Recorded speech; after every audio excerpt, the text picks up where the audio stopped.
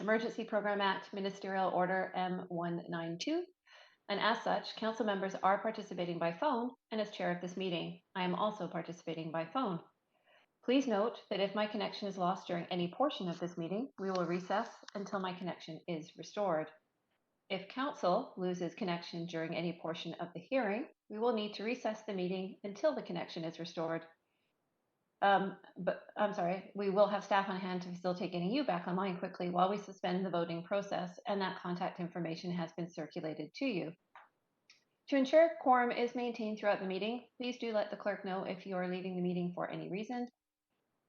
Video of council members speaking, presentations, and vote results will be projected to viewers when available. Members of the public can also listen to the proceedings via the live stream and the YouTube link, which will be tweeted out by @VanCityClerk. Lastly, following guidance issued on January 7th, 2021, in-person participation for local government meetings and public hearings is not permitted under the Provincial Health Officer Order on Gatherings and Events.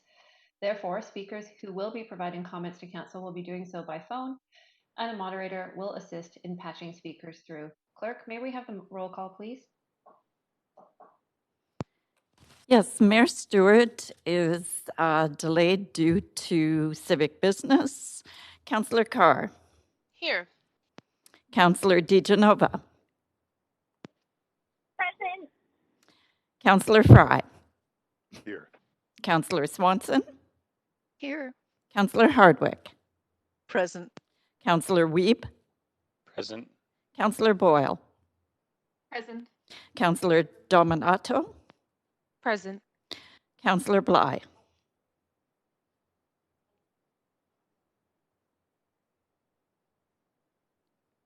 Present.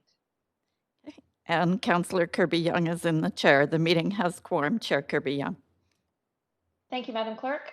We acknowledge that we are on the traditional unceded territories of the Musqueam, Squamish, and Tsleil-Waututh nations, and we thank them for having care for this land since time immemorial and look forward to working together with them in partnership as we continue to build our great city together. I also do want to take a moment to recognize the immense contributions of the City of Vancouver staff who work hard every day to help make our city an incredible place to live, work, and play. So before we begin, I have some housekeeping announcements. Speakers will have 5 minutes to make their comments, and they should limit the comments to the merits of the report under consideration. Speakers should also state whether they're in support or opposition of the recommendations, and if they are a resident of Vancouver. Speakers may only speak once. They can follow along on Twitter at VanCityClerk for updates on the progress of the meeting so you don't miss your turn to speak. And any comments on agenda items can be submitted in writing to the online web form at vancouver.ca/public-hearing-comments. That link will also be tweeted out. Speakers who are pre-registered with presentations are reminded the public live feed has a slight 20-second delay. And to help navigate through your slides, if you do have one, please say next and staff will assist you. Finally, if council does not conclude hearing from all speakers this evening, we will recess and reconvene this meeting on Thursday, January 28th at 6 p.m. And a reminder to everybody that council's role at a public hearing is to be a quasi-judicial body, which means that council is only to consider the merits of the rezoning application or the heritage designation before us. Council members may ask clarifying questions from speakers or technical advice from staff, but should save debate for after the close of speakers. After hearing from speakers, council may either approve in principle the application, 2, refuse the application, or lastly, defer the application for further consideration. All items on this evening's public hearing agenda are initiated by staff, and as such, we don't have any external applicants tonight this evening, council.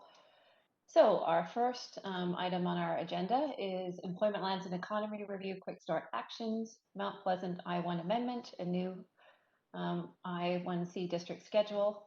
At this time, does any member of council wish to declare a conflict of interest on item 1?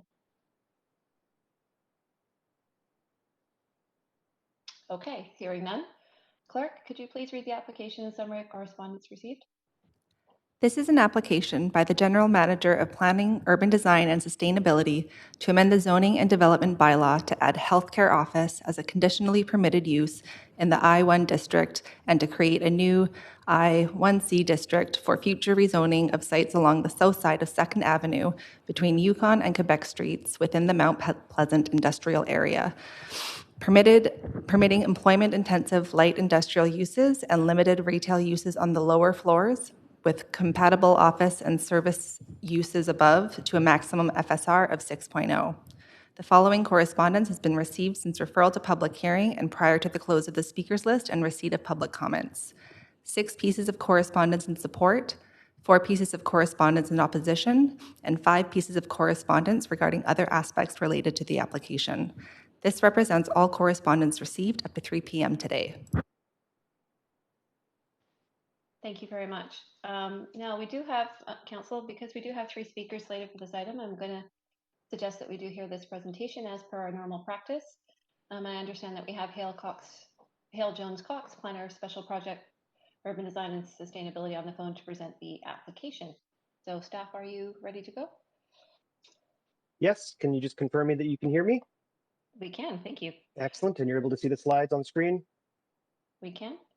Excellent, okay, thank you very much. Well, good evening, Deputy Mayor and Council. My name is Hale Jones Cox, and I am the planner with the Broadway planning team that are bringing forward this item to you today regarding the Employment, Lands and Economy Review Quick Start Actions. The first of the 4 agenda items regarding the Mount Pleasant I-1 amendment and that new one I-1C district schedule. So firstly, I'm going to present a brief reminder of the background and learnings of the Employment, Lands and Economy Review, set the stage for the 5 quick start actions that are actually being brought forward to you today in these 4 separate agenda items.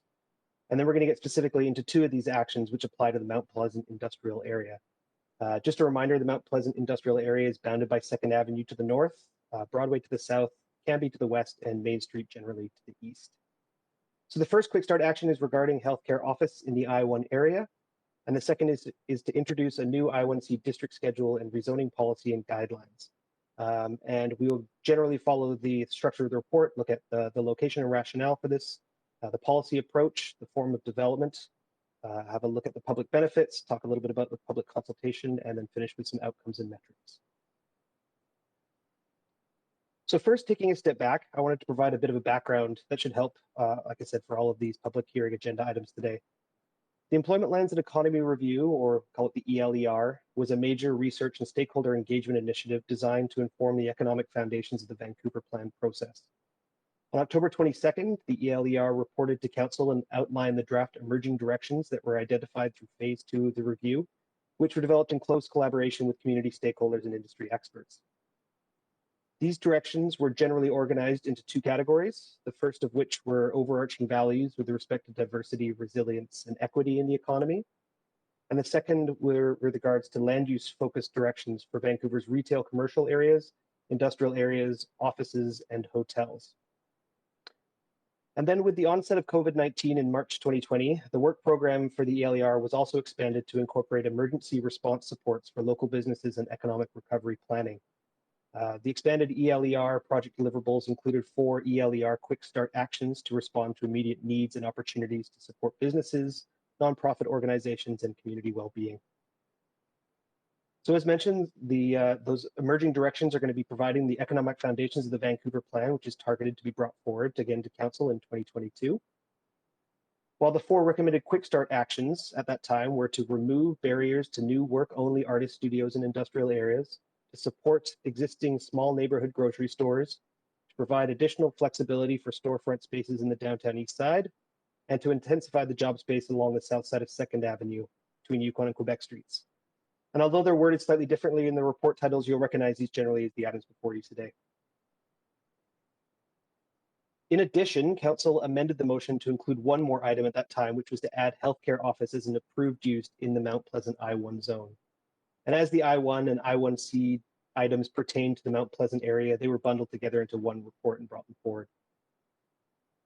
So those 4 quick start reports were brought forward and referred to at the November 24th Council meeting.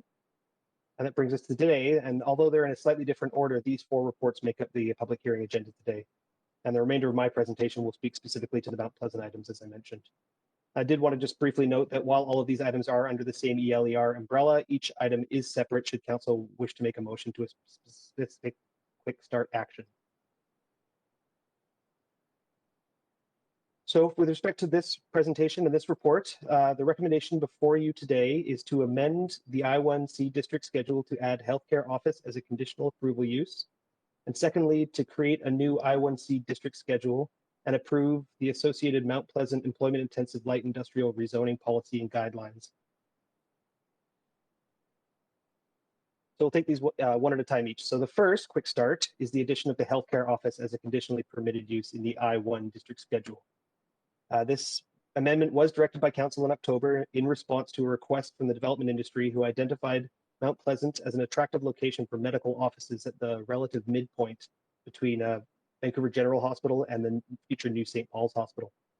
This amendment is mainly intended for Mount Pleasant, but also introduces this use to one small block of the I-1 at the southwest corner of 6th Avenue and Clark Drive, as you can see on that map. Further opportunities to modernize land use definitions, increase flexibility in the permitted use, and supports arts and culture in the Mount Pleasant area will be explored further through the Broadway Plan and the ELER work programs. And while this review will take some additional time to undertake, staff are confident that the minor amendment proposed by Council to add healthcare office to the permitted uses will not have any major impacts to the function of these areas. It will be regulated identically to the current policies and guidelines for general office and should have no impacts on form, density, or other considerations.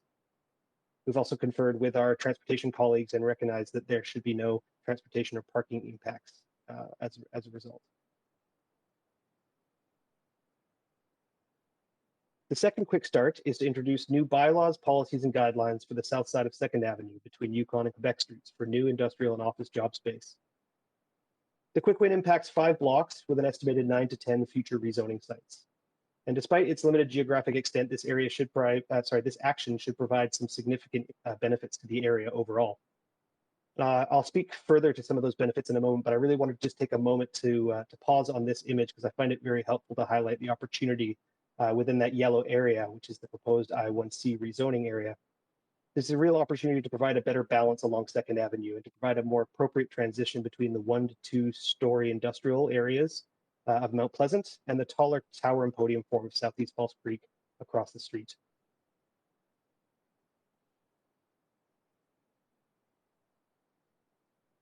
So in terms of the location and rationale overall, we're looking to encourage redevelopment along the northern edge of Mount Pleasant to balance the streetscape, as I mentioned, to provide a better transition between industrial, commercial, and residential areas, to make 2nd Avenue a great street with improved walkability, wider sidewalks, and more active ground floor uses. There's an opportunity to increase our industrial land use capacity through a new form of modernized stacked light industrial. And there's an opportunity to support much needed new office space in the area, in an area that's well served by Canada Line, Rapid Bus, and as well the future Broadway line. As well, there's an opportunity to deliver infrastructure upgrades and adaptive flood resilient building designs along 2nd Avenue to mitigate some of the existing challenges in the area with respect to the low topographic elevation, sea level rise, and some flooding that happens in that area. The new I-1C district schedule proposes to double the density from 3 FSR, which is currently permitted in the I-1 zone, to 6 FSR in the new district schedule. Through the ELER process, we consulted with Metro Vancouver staff to ensure their support for this approach. The Metro Vancouver industrial land strategy found that industrial lands are under significant pressure and the region is running out of industrial land. So it was advisable to zone for stacked industrial. And in order to ensure that the zoning maintained its industrial designation, applicants will need to demonstrate that a third of the proposed floor area is designed and delivered for industrial uses, for example, production, distribution, and repair uses. This will result in the delivery of new stacked industrial spaces with intensified office above and support up to 3,500 new jobs. In order to deliver this quick start ELER action in a compressed timeline, a simplified rezoning approach was selected for these sites, whereby a new I-1C district schedule has been created. A new rezoning policy has been created through a city-initiated planning process to allow staff to accept developer-initiated rezoning applications from I-1 to I-1C. And the rezoning policy and guidelines also provide design guidance for the DP process. And thirdly, the Broadway Plan interim rezoning policy will be amended to allow consideration of these rezonings while the planning process is underway. The simplified rezoning approach differs from a standard rezoning approach in that applicants are not rezoning to a site-specific comprehensive development or CD1 zone, but instead to an established district schedule, in this case, the I1C. And this approach, you may recognize it's similar to the district-to-district rezoning for RM8A townhouse projects. So this approach, we think, has a number of benefits. The form of development is regulated through the new district schedule, which will allow the rezoning process to be streamlined, as building design will be evaluated at the development permit stage. This approach also aims to minimize potential impacts on existing businesses which may already be struggling during COVID-19 pandemic. By requiring landowners to apply for the additional development potential, the intention is to lessen any property assessment impacts. And thirdly, the simplified process ensures that the city can secure necessary utility upgrades through rezoning conditions, reducing the costs and risks to the city.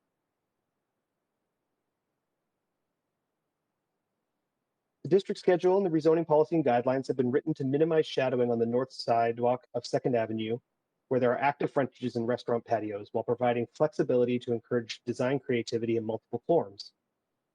This includes a terraced form, as you see on the left, a more standard tower and podium form in the center, and what we've termed a childcare form, which includes additional outdoor podium space for childcare to operate. Overall, we're generally looking at 6 FSR with a 4-floor podium with the first couple floors dedicated to industrial uses, with 7 to 9 additional floors, with the upper floors being office, up to a maximum overall height of 46.5 meters or about 152.5 feet. This illustration, I think, is just helpful as it shows the potential build out of these 9 to 10 project sites, which we don't imagine is going to be happening immediately, but shows what it might look like over time. I think there's a real good point here is that it illustrates the better balanced streetscape along 2nd Avenue, again, complementing the podium and tower form of Southeast False Creek to the north. In terms of public benefits, economic testing indicated that there's potentially a significant difference in value between leasehold projects and stratified projects, and therefore a 2-rate approach was selected. So for leasehold projects, the commercial linkage target for non-stratified commercial development would be applied, which is currently set at $10.43 a square foot. Applicants will be required to sign a Section 219 non-stratification covenant, and in that case, CACs will be allocated towards affordable housing and childcare in the Metro Core area. This option, as we mentioned previously, permits a faster processing time through a simplified approach, since no pro forma evaluation will be required and detailed drawings are deferred to the development permit stage. In the case of stratified projects, as we mentioned, early testing indicated that there was a potential higher value generated in these cases. Therefore, a negotiated approach will be required to estimate the additional value that council's enactment of a rezoning would generate above the present land value. Processing would follow the more standard rezoning process and timelines, including reviewing detailed drawings and performance at the rezoning stage. In terms of the other public benefits considerations, DCLs would apply and charged at the mixed employment light industrial rate category, and appendices E and F in the report include amendments to the DCL bylaws to accommodate this new zone. Public art contributions will be required for all rezonings over 100,000 square feet in floor area. And lastly, we just wanted to note that it is really recognized that these new developments will increase demand for workforce supports in the area, especially childcare. Applicants are strongly encouraged to consider delivery of public or private childcare spaces as an amenity for their workers. And this is incentivized by providing a relaxation for floor space area for childcare uses or other amenity spaces up to 10% of the total building area. Otherwise, childcare and other public amenities will be funded through the DCLs and community amenity contributions.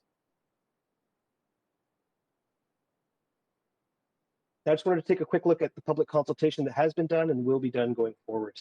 The Quick Start action builds upon the feedback received through the Employment, Lands and Economy Review, as well as the Broadway Plan public and stakeholder consultation processes.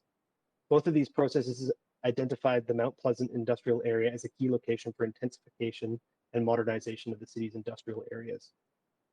So the Broadway Plan itself had about 10,000 touch points through 40 events, workshops, meetings, and surveys, and that was all pre-COVID. And the ELER phases 1 and 2 had 7,400 engagement contacts through workshops, surveys, tours, meetings, calls, interviews, and presentations. Unfortunately, the COVID pandemic prohibited us from going out for public consultation specific to this item, but there will be public consultation opportunities through the rezoning and development permit process for I1C projects specifically. So for those I1C projects specifically, staff will bring each rezoning application in this area forward to council for referral to public hearing. If referred by council, each application will include an opportunity for the public and stakeholders to provide feedback and address council at that public hearing. The public will also have opportunities to provide feedback on the design through the development permit process, including an open house at this stage. And these projects may also require consideration at the development permit board, which would be another forum for public impact on the input on the proposed developments. We're still figuring out that downstream processing considerations at this time.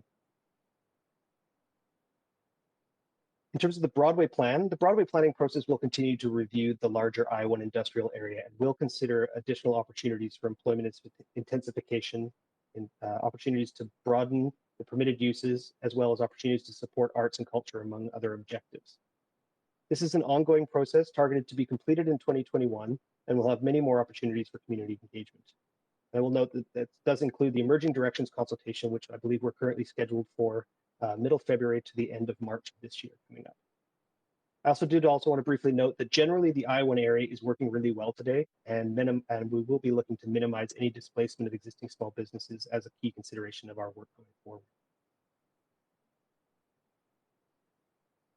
So lastly, a little bit of an update in terms of the anticipated outcomes of metrics of this work. We anticipate that the 9 to 10 rezoning projects in the area could deliver up to over 1 million square feet of new job space over the existing condition today, and nearly 685,000 square feet of additional job space above what is currently under zoned capacity. So this could be about delivering 3,500 new jobs, as well as $7.2 million in public benefits, or possibly more if the developments are stratified. I just want to say thank you, and I'll turn it over. Thank you. Great. Thanks very much, staff, for that presentation. It was very informative. Are there any questions now, Council, from staff? I see I have 2 councillors on the queue, so I'll advance Councillor Fry if you want to go ahead and kick us off. Thanks, Chair.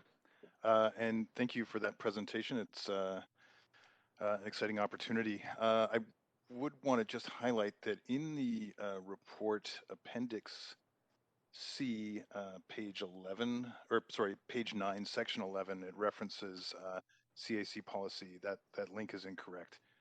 I tried manually typing it in and it didn't work. So just sort of as an FYI. I note that in the public benefit strategy, it doesn't really contemplate public benefits to support arts and cultural spaces as public amenities, which is in our CAC policy. And I know that in particular, that location borders on a pretty vulnerable arts and culture precinct. And I'm wondering if it would be possible within this to contemplate arts and culture as public amenities in the proposed sort of benefit strategy moving forward when it comes to public hearing.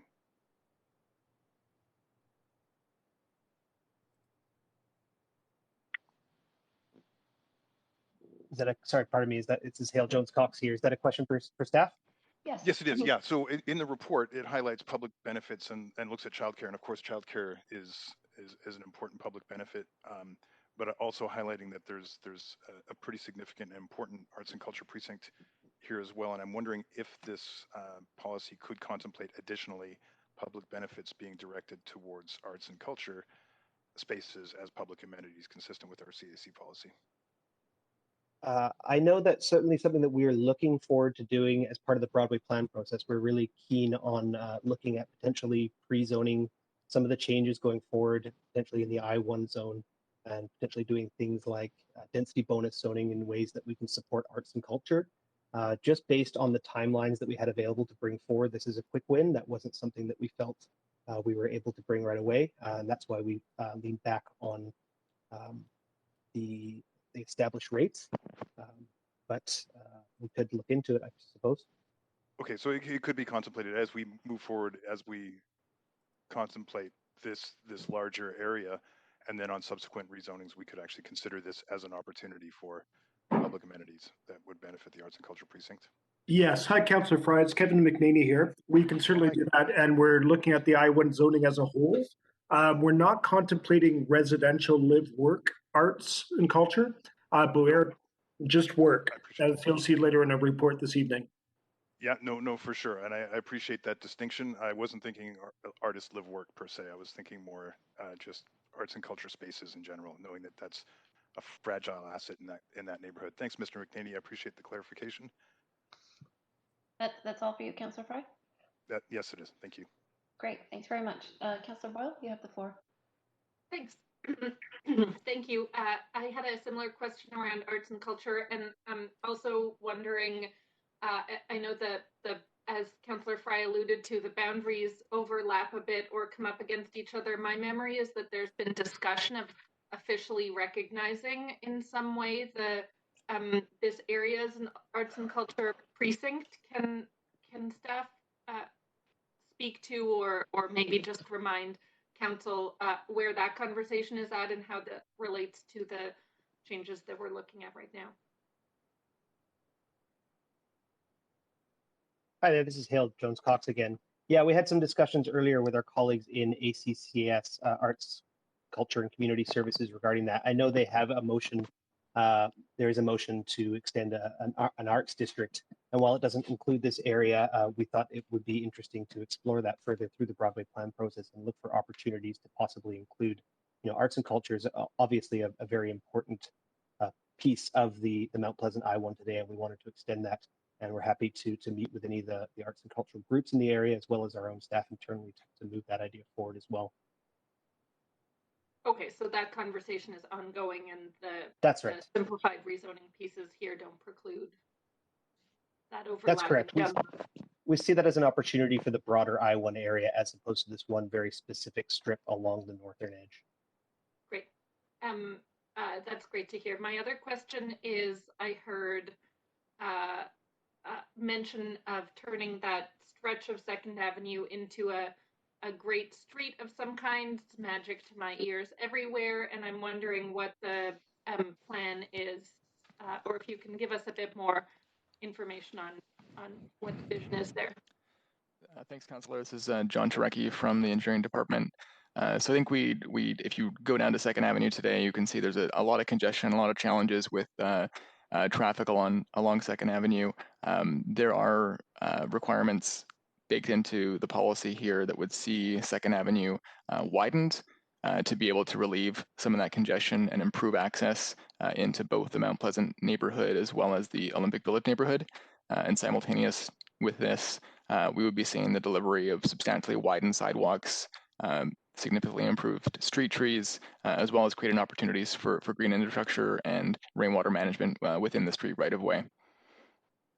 Okay, can you say more by widening the street? Do you mean adding more lanes for cars or widening the street for wider sidewalks and trees? What does that Both of those things. Yeah, so right now the intention is to widen the cross section of 2nd to an approximately 7-lane cross section, so 3 lanes of traffic in each direction, with left turn lanes at key intersections, and opportunities for a treed center median potentially as well, where those left turn lanes are not required.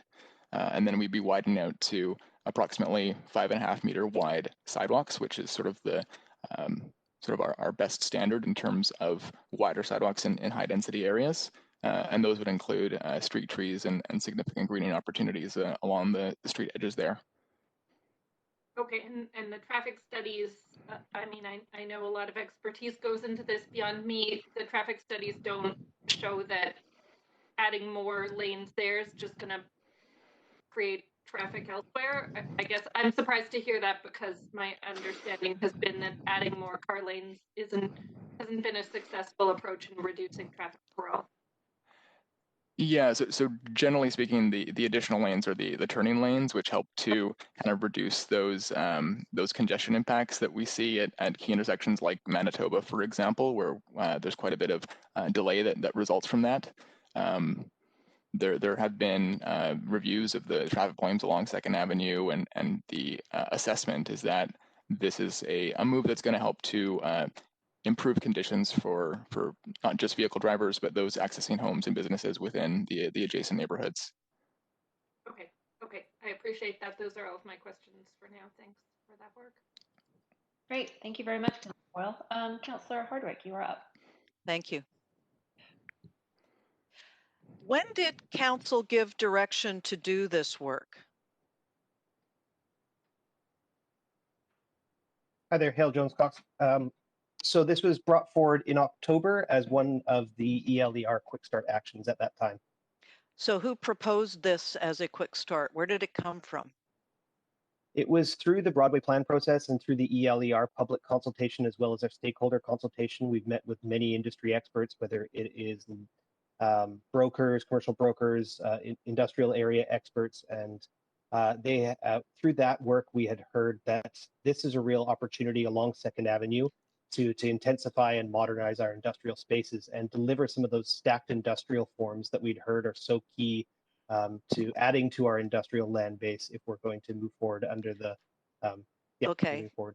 So we're increasing the FSR, we're doubling it from 3 to 6 in order to get land lift to generate more CACs. Is that really what is behind this?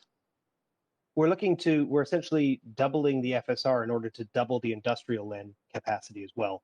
So by going from 3 to 6 FSR, what's currently permitted is typically we see 1 FSR of industrial with 2 FSR of office above in newer projects.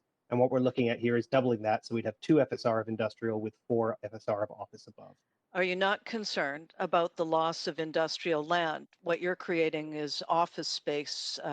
And have you considered the impact of remote work ultimately on office space demand going forward? I know there's a large scale concern as many industries, including ones that are in this area now, are working remotely and giving up on consolidated office space. Hi, councillors. Kevin McNaney here. We still see strong demand for office. It's being built across the city, particularly in the tech sector. And we've also worked closely with Metro Vancouver to ensure that we can double the industrial component of the buildings in this site. So we're actually increasing the amount of industrial to meet the demands through the ELER analysis. What kind of industrial? What industries are you seeing as driving this, and in what orders of magnitude? It's light industry in the I-1, so it's everything from production, distribution, and repair, but it's also high tech, which is driving a lot of demand in Mount Pleasant, particularly with the new subway going in. Do you think that this is putting a little bit of the cart against the horse or ahead of the horse in terms of timing on these decisions? I don't believe so, Councillor. The vacancy rate around Mount Pleasant is less than 1% for office. We have 3.1 million square feet underway downtown for office. We have huge industrial demand, which is below 1% regionally. So I believe that this is meeting the demand. Well, again, I guess it's how we're defining industrial land, because we have seen a huge decline. We used to work a lot in this area in the film industry, and there were warehouses and available business buildings that could be used for production, as you describe it. I'm concerned that that's going to be sacrificed, and so yeah. Can I hear you too? So yeah, we're talking about different kinds of industrial use here, and if we're removing, real industrial use and replacing it with office space, I want to really fully understand that. Also, you talked about a transition between the north and south sides of the street.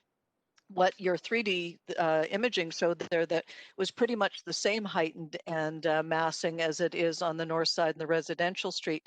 How do you see that as being a transition?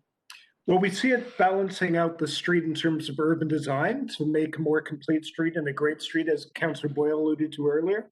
In terms of the transition in industrial, yes, we definitely are seeing a transition in Vancouver. We're not warehousing anymore. We're doing high tech, we're doing high value production. So that'll continue to be the case, we're hearing from the brokers. So they're going to be smaller, independent businesses in there who are doing high tech work and high value labor. And that's just the nature of being a big city. Yeah. Well, in addition to industrial. just personally, I had to find a little clip for our blinds, and you couldn't get it at Home Depot, but you could get it in the I-1 district. And I'm out that of is time. Thank you. That is your time, Councillor. Thank you. Councillor Carr?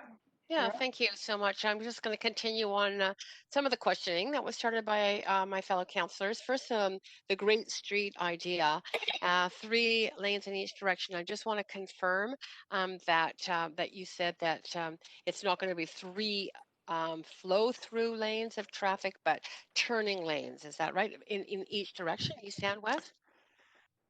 Sorry if it wasn't clear before, Councillor. So the cross section would be a 7-lane cross section generally. So 7 lane. Okay. yeah, so 3 lanes each direction, a center left turning lane, and the expectation would be that those curb lanes would be available for parking and loading and other curbside uses and during the off-peak period. Got it. Okay, yeah, I use that street a lot, so I understand the backup when people are turning to the north while traveling east. It's pretty jammed up. You talked about 5.5 foot wide sidewalks. Is that wide enough to put patios? 5.5 meters, wide enough for patios? There are a number of restaurants and bars and that kind of cafes on the north side. Can you imagine those being accommodated with their patios on those sidewalks? Thanks for that question, Councillor. I just asked Hale to, if you could put up, there's a slide that shows the cross-section of 2nd Avenue as it's currently envisioned that might help to illustrate that. Absolutely. Just give me one moment. Generally speaking, when we think about a 5.5 meter wide sidewalk, which is something that we try and achieve downtown wherever we can through new development, that's about 1.5 meters for street trees, a 3 meter wide section for kind of actual walking and pedestrians movement, and then another kind of meter in front of the buildings. It's sort of a transitional zone and spaces where you might find sandwich boards and small sidewalk cafes, things like that.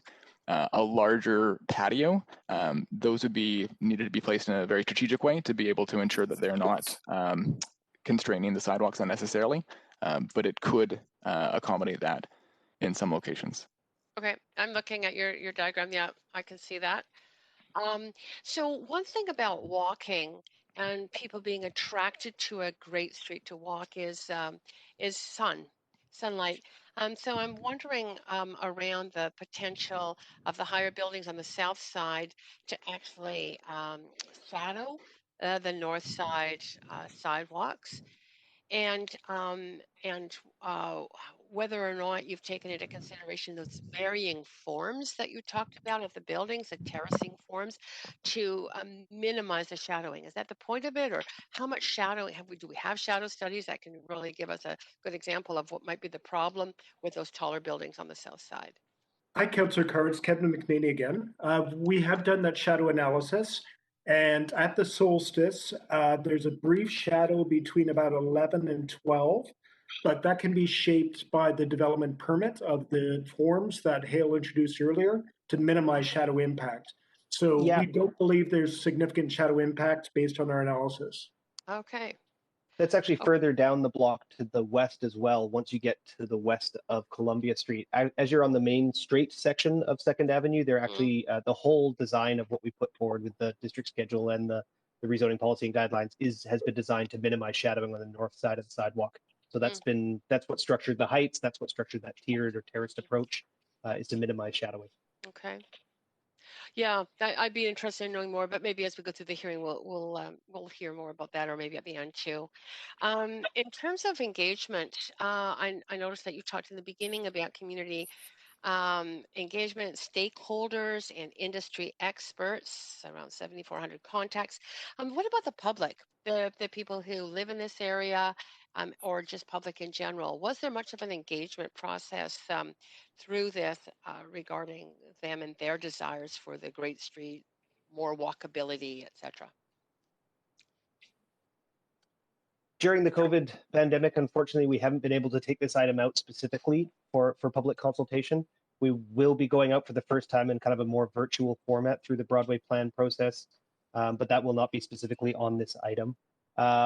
So we did learn, and we heard from both the industry experts as well as through our public engagement more generally, that this area was an opportunity to just do a better job along Second Avenue and to really kind of balance that streetscape from the north and the south side. Yes. Yeah, second. I know it's like it has morphed a lot over the last decade, but yeah, it could stand for improvement. Okay, that's it for my time. Thank you. You are perfectly on time. Thank you, Councillor Carr. Councillor Weave, you're up next. Yeah, my first question is following up on the public realm strategy for the area. Talks about increasing artist creation, production, and performance and display space. And I'm wondering if could we use that 10% increase that we talked about for childcare to allow developers an incentive to build that space to create affordable production space, recognizing that is one of the public realm needs that are needed in the area. As it's currently designed and as it's currently written, it says to specifically for childcare or for amenity spaces imagined for the building. I imagine, like we've kind of mentioned before, that we think that broader approach is something we really want to do through the I-1 area more generally and through the Broadway plan process. But we could, in theory, look at whether or not buildings could provide that kind of community amenity space, and if that counts as community amenity instead of kind of the more building amenity that may be possible. So if we were to add that into the same context beside childcare as an amendment, that would be possible from standpoint, and staff would be supportive of that? I think that would be an interesting idea to explore for sure. Okay. Second one is the medical use space on Clark Street. Was it not a medical use space on Main Street? Sorry, can you repeat that? So you know the element that's kind of satellite, it's kind of on its own? Yes, it's the corner of 6th and Clark. The old Lululemon site. Yes, that's right. Okay. I thought we're looking at a health center that was at 6th and Main on the current in the Catalyst site. No, this is at 6th and Clark, and it is kind of a vestige outlying there. But rather than start introducing much more complexity to the I-1 district schedule by adding maps and figures and allowing different things in different locations, we did a little bit of a quick testing and realized that that it didn't actually make a particularly big difference to also add it to that one kind of half block location. Okay, and then I guess the last one is there's been a couple emails talking about the shadowing to the parks and view cones, but it looks like in the report that's something that staff has included as a consideration when developing the guidelines. Is that correct? Yes, that's absolutely correct. That was one of our kind of prime considerations as we went through this. So the shadowing that will be created from this new development will have no impacts on the park, or I've heard that about East Park as well. There's actually an entire a row of Southeast Falls Creek that would possibly be shadowing that park before this would ever shadow the park, if that makes sense. Okay, and then on the land capture, recognizing that there is a lot of public realm needs, including green space that was reported that's needed in the area, bringing up some of the green infrastructure, plaza space, affordable housing, childcare, and others that we talked about earlier. Did we look at increasing above $10 a square foot, recognizing that's a pretty minimal amount, recognizing the demand currently for industrial in the area? So we did see that the delivery of new job space was a benefit as well, and recognize that this was the kind of the most streamlined approach and the most common approach that we use today and for these commercial areas, and that's why we applied that rate. Which is, it's higher than the rate that was charged for Mount Pixel on the eastern side, but I'm wondering, will that rate be revisited as we look at a larger plan for the neighborhood, recognizing that we might be able to increase and be able to deliver more public amenities, which I think would be a benefit to the landowners as well, recognizing there is some amenity gaps in the area? Absolutely, and the public benefits will be explored further through the Broadway plan process for the Mount Pleasant I-1 or Mount Pleasant generally. But that for this case, for this strip along 2nd Avenue, we employed that the linkage target. Okay, thank you very much. Great, thanks, Councillor Reeve. Seeing no other councillors on the queue for questions, we'll now move to hear from the public. We do have 5 registered speakers this evening on this item, Council. And I do want to let the public know that if there are any other speakers who would like to speak to Council, you can call toll-free 1-833-353-8610, followed by participant code 106-1445# to get on the list before the close of that list this evening. This phone number will also be tweeted out and available on our live stream. And so we'll start with our first speakers tonight. First registered speaker is Mr. Barry Mowat. Do we have Mr. Mowat on the line? Yes, you do. Hi, Mr. Mowat. Thanks for signing up to speak to Council. You have 5 minutes to make your comments, so please go ahead. Thank you very much. I hope you all have a copy of my proposal in front of you that was sent through last evening. It's on the proposal on the Creative Arts and Culture District. So I'll begin with good evening, mayors and councillors. I'm here to speak today in support of council and staff's work on adding new uses and increasing height and density regulations along 2nd Avenue. I apologize for my voice. I believe that these are great first steps to creating additional space along with much needed infrastructure upgrades for the area. However, as an arts and culture advocate and property owner, I'm here to speak about the need for supporting and enhancing cultural spaces and amenities within the and along Alberta Street from 2nd Avenue to 5th Avenue. I've worked and owned property in the area since the early 2000s. And over the past 2 decades, I've observed the influx of artists, cultural industries, and creative businesses as they have relocated from Yaletown, Gastown, and other areas of the city.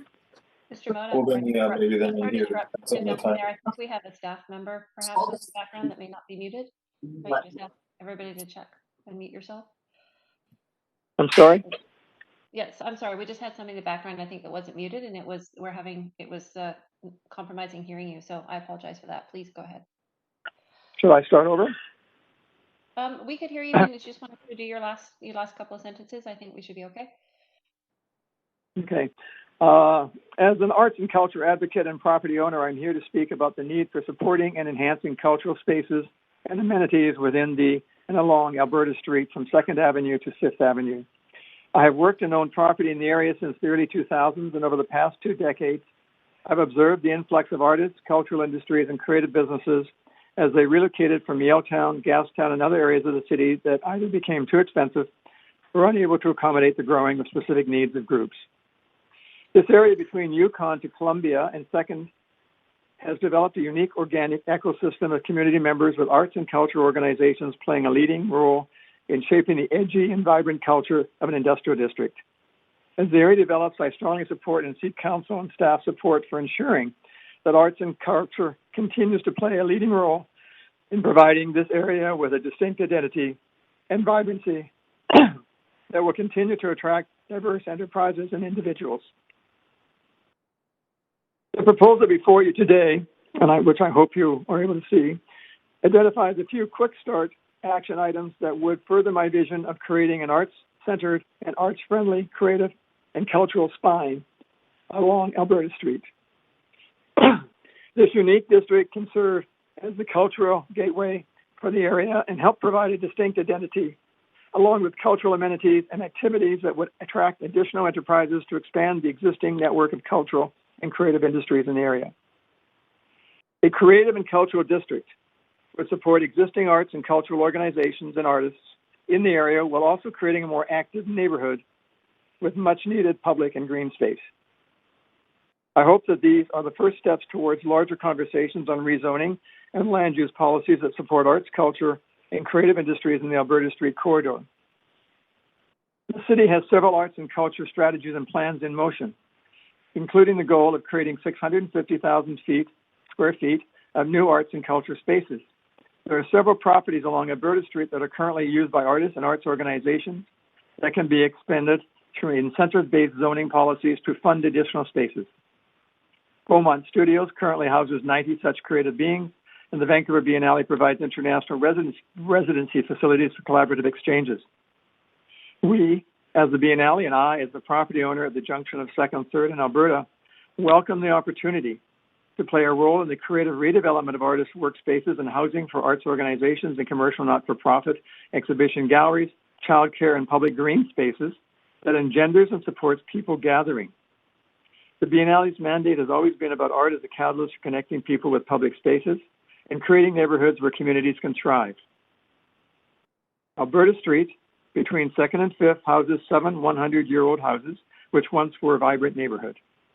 In summary, I ask and urge Council to consider prioritizing the creation of a protected green space and rain garden where 2nd meets 3rd in Alberta Street.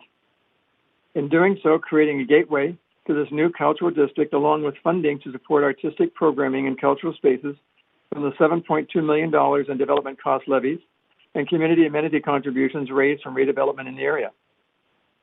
The proposal before you identifies the proposed green space and arts and culture spine along Alberta Avenue. It also provides a... Mr. Mott, I just wanted to let you know that you're close to time, so if you could conclude your remarks, that would be great. 2 lines. The proposed before you identifies the proposed green space and arts and culture spine along Alberta Avenue. I look to your guidance to determine which planning group staff would be most and best resourced to collaborate with exploring the feasibility of these initiatives. I thank you greatly for your ears and your years of continued support of arts and culture community. Great. Thank you very much, Mr. Mott. I don't see any questions for you, but I do appreciate you taking the time to speak to Council and for your continued advocacy for arts and culture. Thank you. Okay, our next speaker is speaker number 2 is Mr. Cameron Thorne. And do we have Mr. Thorne on the line? Yes, I'm here. Great, you have 5 minutes Hello? to address Council. Yes, can you hear us? Great. Yes, Great. thank you. Good evening, Mayor and Council. My name is Cameron Thorne. I'm Vice President of Development with Strand. I am a resident of the City of Vancouver. Particular to this issue, we own property at 360 West 2nd, which is at 2nd in Alberta. And I'd like to talk to you, obviously, about the I-1C district schedule. We sent in correspondence to Mayor and Council last November, so I'm speaking further to that correspondence, and I'm speaking in general support of the recommendations to create this new zone. I'd like to summarize a couple of points from our letter and also request the Council consider providing 2 additional directions to staff. To begin, I'd like to express our appreciation for the work that staff have undertaken to date on the Employment Lands and Economy Review, particularly this quick start action number 4, relating to the intensification of job space along the south side of 2nd Avenue. As a property owner and developer within this proposed new district, we support the aim to intensify much needed job space in this key location that sits just meters away from rapid transit. Moreover, we agree with staff's view that the built forms permitted in this new I-1C district will better balance the streetscape between the taller residential buildings in southeast Falls Creek to the north with the Mount Pleasant area to the south. One of the key benefits of this district is the opportunity to introduce much-needed new employment space and a new form of modernized stacked light industrial with intensified job space, office space above. That said, we believe there's an opportunity to further strengthen the proposed policy by addressing some of the challenges associated with delivering viable, modernized, stacked light industrial space. The report that was presented was, I guess, dated October the 15th of 2020, the Employment Lands and Economy Review, outlined 4 emerging directions for industrial uses. One of those was to enable balanced industrial intensification through modernized zoning to encourage multi-story industrial. And the second was to facilitate the right users in the right spaces and consider increased flexibility in industrial uses. As you're likely aware, global trends in e-commerce, media production, and the creative industries have altered the way that light industrial and manufacturing businesses operate. As such, it's vitally important that permitted industrial uses in this new district be modernized to ensure the long-term viability of this important employment area. I would also suggest that the central urban character of this location, of this district as it is along 2nd Avenue, makes it perhaps a very appropriate location for a more flexible definition of industrial uses. As such, we would respectfully request that Council consider providing 2 additional directions to staff. One being that Council directs staff to include the creation and production of digital products as an industrial use rather than an office use. And secondly, that Council directs staff to investigate a simplified definition of creative products manufacturing that would result in businesses such as software and gaming companies being classified as creative products manufacturing and be considered as an industrial use within this district. In closing, yeah, okay. Yes. Oh, sorry, You are. I'm out of time. Yes. I know. Okay. Well, it does. In closing, thank you for your time, and that's it. You do have a question from Councillor Carr, though, so I will. Okay. Sure. Thank you. Thank you. Councillor Carr to ask her questions now. Go ahead, Councillor Carr. Yeah, thank you so much. I am interested in you continuing as you're in the middle of a thought around what you suggest as adding in terms of directions. So I got, anyway, why don't you just be clear what are the directions that you want? One was creative product manufacturing, but I think you were going to elaborate a bit more on it, and I'd appreciate that information. Yeah, thank you, Councillor. Really, we're just suggesting a more simplified definition of creative product manufacturing that would result in businesses such as software and gaming companies be classified as creative products and be permitted as an industrial use within this district. You know, one of the interesting things is when I was speaking to staff recently on this, and just to give you an example, production rehearsal studio, that if you're doing work for TV, you could do it in this zone. But if you're doing a production rehearsal for video games, it wouldn't be permitted. And it does seem a bit odd. And I know staff is working to update some of these definitions, but it's really an issue of timing. And so we're just suggesting that some of these be given the timing of updating some of or creating some more flexible definitions be made a priority. Yeah. I wonder if you wouldn't mind for me repeating your first direction. Your second was to add creative product manufacturing as an industrial use, and now I gather it's also to simplify the actual definition of creative products. What was that? What was the first one you mentioned? I'm sorry. Sure. Yes. The first one was that Council directs staff to include the creation and production of digital products as an industrial use rather than an office use. Got it. Thank you. That's great. Thank you. Appreciate that. Thank you. Thank you. And actually, I just want to apologize to the speaker. I was crossing notes with the clerk that said, and I saw one that said the time was up, but I actually cut you off inadvertently early. So if you did want to take another minute to finish your thought on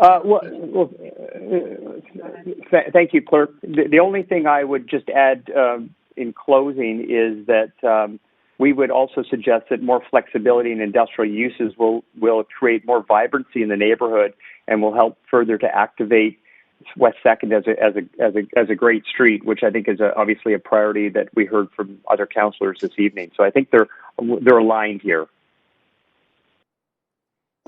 Okay, great. Thank you very much, and thanks for coming to speak to council. You don't have any further questions at this point. Oh, you do. Councillor Weave just jumped on the queue, so Councillor Weave, go ahead, please. Yeah, there's been some conversations today about a density bonus opportunity for arts and culture space, as well as you heard the speaker before you talk about creating a arts and culture spine. I'm just wondering, as a developer and property owner, does that interest you? And what do you think about the component of being part of creating an arts and culture spine? Well, I mean, that's a good question, and I guess we'd have to reflect on it before I give you a definitive answer. That being said, as an organization, we are very supportive of arts and cultural organizations across the city, and and certainly in other projects that we are bringing forward to staff for consideration, we're looking at opportunities where we can provide some cultural spaces within those projects. So I think philosophically, those are things that resonate with us. Okay, thank you very much. Appreciate it. Thank you. Great. Great. Thanks, Councillor Reeve. And that is all the questions for you. Thank you very much for taking the time to speak to Council. Okay, we now have speaker number 3, Mr. Dwayne Drawbert. I hope I'm pronouncing that correctly. If not, please say it for me. Mr. Drawbert, are you on the line? Yes, I am. Great. Please go ahead. You have 5 minutes to address Council. Thank you. And good evening, Mayor and Council. My name is Dwayne Drobot. I'm the Senior Development Manager with ConWest. We are pleased to support the proposed bylaw amendment to the I-1 zoning district to include the additional use of healthcare office. We'd also like to acknowledge the efforts of staff in bringing this report to Council. ConWest is a 35-year-old local company with experience in commercial, industrial, residential, and social purpose real estate in Vancouver and across the Lower Mainland. We also participated in the Employment Lands and Economy Review's External Advisory Group, which informed the recent reports to Council. We have also worked with staff on the preparation of the I-1 amendment. Our current project house is under construction in Mount Pleasant at 43 West 6th Avenue. It is a mixed-use industrial office development. We have seen growing demand for medical offices in the Mount Pleasant area, as the area is well serviced by transit with the Canada Line as well as the future Broadway Line. It is near both Vancouver General Hospital and the future St. Paul's Hospital at Station Street and National Avenue. This area is unique in that it has a blended parking rate for all uses, providing flexibility for redevelopment of sites. I'd add that we've had significant interest from medical profession to occupy the spaces in our house project. We are just waiting for the bylaw to get adopted in order for us to move forward with a lot of the medical users. As we indicated before when this report came back in October, the nature of healthcare is changing. Healthcare offices are moving from the traditional models of large shared office space to smaller individual medical offices. Technology is also evolving from in-person visits to video calls, which has also changed the nature of the traditional healthcare office. And we believe that this, combined with the location, is why there's increased demand for medical office space in the Mount Pleasant industrial area. I just, in conclusion, would like to thank Council for the consideration of this Quick Start Amendment and look forward to working with the City to accommodate this growing demand. Thank you very much. That concludes my presentation. Great. Thank you, Mr. Drobot, for speaking to Council. You don't have any questions at this time. Okay, our next speaker number 4, Mr. Stephen Bohas. Yes, and I do have some slides, so if the clerk could bring them up, I'd much appreciate it. And I have sent Council all the slides. Okay, just a moment. We'll wait for the clerk to bring those up. Yeah, and as we wait for the slides, I do live in the City of Vancouver. I used to live in Mount Pleasant. I do. And I have actually worked in the employment lands there. Oh, great. Okay, your slides are up. Please go ahead, and you do have 5 minutes. Thanks. Okay, so the slides are up. So the first slide says proposed changes to 2nd Avenue. And I took this photo like 3 days ago at 1:30 p.m. So you can actually see the great solar axis that we are getting on the north side of 2nd Avenue. And it's actually a great street now, and these trees are fabulous. They don't need to be upgraded, and we don't need 7 lanes. We don't need to make more room for cars. So I'm quite surprised at that recommendation. I'm going to be speaking against this. I was also a member of the Mount Pleasant Implementation Committee, which implemented our plan when I lived in Mount Pleasant, and there was no idea or no thought of touching these industrial lands. They were supposed to stay. So if we go to the second slide, you can see the cross section. So, clerk, second slide. This is the current policy for Southeast False Creek, which has a basin view with things going up to First and then back down on 2nd Avenue with low-rise industrial on the other side. So this is current policy right now, and it's been policy for a long time. So having tall buildings on the other side of 2nd Avenue was never anticipated. It's actually a feature, and it's good to have demarcation. Third slide, please. You can see the great solar axis, and if you start putting 152-foot-high buildings on the other side, the solar axis is going to be gone, and it's going to become a miserable street. It's actually 165 feet with the penthouse story, and there's actually a very, very large issue with Section 4.31 of height in the proposed I1C bylaw, which says that the minimum floor height for the first story would be 6.1 meters, and for the second floor, it would measure 5.35 meters. In other words, planning staff are actually proposing to have minimum floor heights, and combined, the bottom 2 stories would have to be a elevation or height of 35.5 feet. And I have never really seen this to be good planning. This is actually very poor policy to have a requirement. It would actually create a condition for a dark street.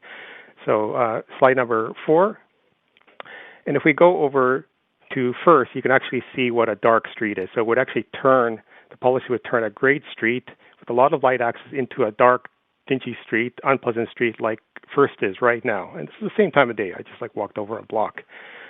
5th slide, I've got back to 2nd Avenue. You can see the solar access and all those householders. They didn't get public consultation. And the former speaker, I think, is a former City of Vancouver planner with the casino project back now working for a developer. They were consulted, but the public was not consulted. And I think before going ahead, the public really has to be consulted on these proposed changes.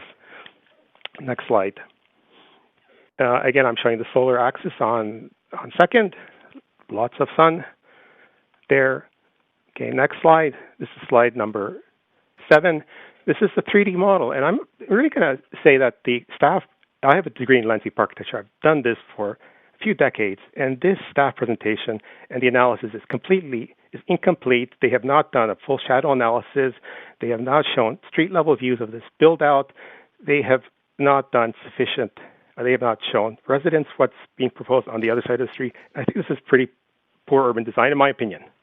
And if we go to the next slide, slide number 8, that's actually from a sketch from the drawing. Now, you don't see any real shadows there, but what is being proposed is not a great street. It's a dingy street. It's a very mean street. It's a street with 7 lanes now.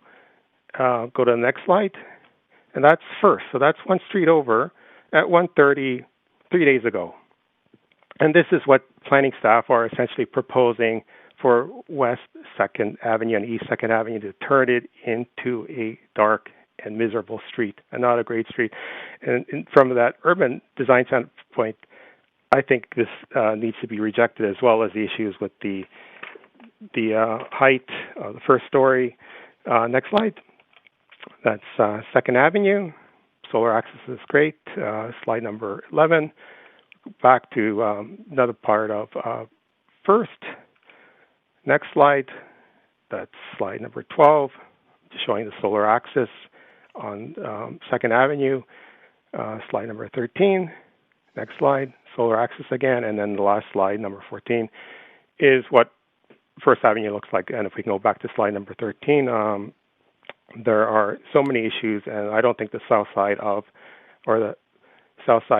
this street should actually be more than 45 feet in terms of looking at a C2 form, in terms of making this a great street. The road should not be widened. We should not have minimum heights, floor heights for the first 2 floors. So there's so much that could be done here. There's 15 seconds left. I want to give you a chance to make your final comments. Yeah, so I would urge council to reject this. You shouldn't be changing the interim zoning on the Broadway corridor, and you can actually kick it back like you did for the Railtown rezoning a few years ago. And thank you, Mr. Bohus. You do have questions from a couple of councillors, so I'm going to advance them now. Councillor Carr, you're up first. Yeah, thank you. Thanks, Mr. Boas, for always coming on these issues and for sending your slides to us yesterday. I appreciated that. My question first is that your slides that you are using as a comparative foreshadowing is West First. And, it appears to me that looking at the slides you've included for that it's pretty much a wall of buildings on West First. And I'm wondering if you want to comment on the difference between that and what is proposed for West 2nd, which is over a 5-block period, piece of a length of street. There would be 9 to 10 buildings, so 2 per block, and with a lot of sculpting, terraced forms. Anyway, very not a solid wall.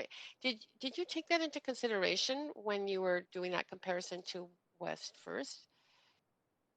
Yes, absolutely, and it would have been great had city staff posted that 3D model so we could look at it and not keep it to themselves. But yes, obviously there would be huge shadow regardless because of the minimum floor heights of the bottom 2 stories, and Definitely, there are huge shadows, and the shadow analysis is incomplete. You can do a lot better. It's possible to have technology where you dial in the time of day, day of year, and see the shadows instantaneously. Well, staff did present it already, that information. I will follow up with I'll questions. disagree with their analysis. It's incomplete. Yeah. Okay. Well, what question will you ask them? What's incomplete? Well, first of all, the time of day, like equinox, and then 3 times a day on the equinox, that's insufficient shadow analysis. I'm showing scenes from January the 18th, showing that there is light access. This is what people experience, and to take that model, put it in and run the full gamut of the entire year at different times of day. So I think there's a lot of work that could be done there. Okay, I certainly will ask about the difference between solstice and equinox. Okay, thank you. Yeah, and this isn't solstice. This is like what they were looking at is a very small subset of shadow analysis. I think there could be a lot more done. You're looking at a time in January, which is closer to solstice, right? Versus equinox. Yeah, and I'd love to do a much fuller shadow analysis. Yeah. Right. Okay. Thank you. Great. Thank you, Councillor Carr. And you do also have questions, Mr. Bohos, from Councillor Hardwick. Councillor Hardwick, please go ahead. Hi, Mr. Bohos. So I totally understand what you're talking about from an urban design perspective, and pointing out that this is east-west, not north-south. We've seen other tunnel effects north-south, for example, what we're seeing on the Cambie corridor now, and the impact throughout the year, and a full shadow analysis should have been done here. But that's why I question this coming through as a quick start. But that's not the nature of my question to you. I want to talk about land lift and the financial implications thereof. Do you have any thoughts on that? I find doubling our FSR in exchange for CAC revenue is a pretty telling motivation for this quick start, which is what I read. Could you elaborate on your perspective? Well, I think this is actually a premature start. Like, this should not be considered outside of, let's say, the Broadway process, if this is included in that. And in terms of land lift, I think that the integrity of the industrial land is paramount, and the idea of even having a creative product manufacturing that's an office use. That's actually what I do for a living, and I don't think that should be in here. So by making more general office use, I think you are doubling the FSR from 3 to 6. Having an extra height, you are creating a lot of land lift, and these demands will, I think, spill over further to the south into the rest of the industrial land. Paradoxically, this kind of action just increases the unaffordability of this. But part of my concern is around the ever-changing definition of industrial. Again, as you know, I've worked in the film and television and technology industries for 30 years in this town, more than that now. Whoops. So very aware of how the changing nature of the workplace has happened. Do you share concerns about the changing definition of industrial land, particularly with the very small quantity that we have left within our boundaries? Oh, absolutely. I think we've already been way too loose with the definition of industrial land, and we should reel it back rather than opening it up. And I would most heartily agree that the industrial land should be really preserved for those core uses and not redefined to essentially general office. Someone that's working in the industry, do you have not the property development industry, the film and television and digital effects industry? What have you noticed in terms of changes in the workplace, in terms of remote work and demands on physical space? Okay, well, I work in visual effects, so on feature films, and I actually worked from home for 3 months. Now I'm back in the office, but just a skeleton crew, and huge, like there are companies that have gone completely remote and they're not coming back, and rather than having hundreds of people crammed into small cubicles, people are going to stay working from home. So, and this paradigm is in a lot of other industries. So I think a lot of people aren't going to come back to work. And when the leases are over, companies are going to downsize when leases are coming up for renewal. I know that's been the general talk in my industry. Agreed. Certainly the experience in cities like San Francisco and Los Angeles. Do you think that we should be doing quick starts at a time in the middle of a pandemic when we are seeing these large scale economic changes that are having physical impact on the use of land and space? No, absolutely not. This quick start, given that we are in the pandemic, we shouldn't even be having this public hearing without the full consultation with the neighbors on the north side of the street. And in terms of the larger scope, we don't know what the impacts are of COVID-19 on office space going forward. And I'm hearing that I know some other studios will not have their artists return, and they will continue to work from home. So this is the wrong time to go forward. We're not talking to the public. We're talking to stakeholders, also the special interests that are the beneficiaries of this increase. Yes? Can I get you to focus on questions and maybe Yeah, I am. about I'm just in a conversation with the we are in questions though, so if you can. So I'm thank you. I've just used up the rest of my time in not being able to ask that question, but I'll leave it because I only have 8 seconds. Thank you very much, Councillor Hardwick. And thank you, Mr. Rojas. That is it. You don't have any further questions. Thanks for speaking to council. Speaker number 5 is Mr. Ed Ferreira. Mr. Ferreira, are you on the line?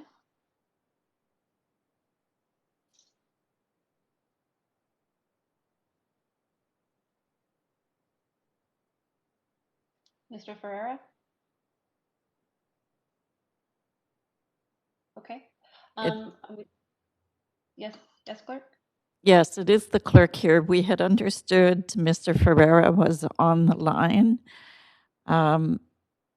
The meeting coordinator is working with him to become unmuted. Yes, I am. Can you hear me okay? We can. Thank you very much. Okay. Thanks for coming to the council. You do have 5 minutes to make your remarks, so please go ahead when you're ready. Yes, thanks. I appreciate your time.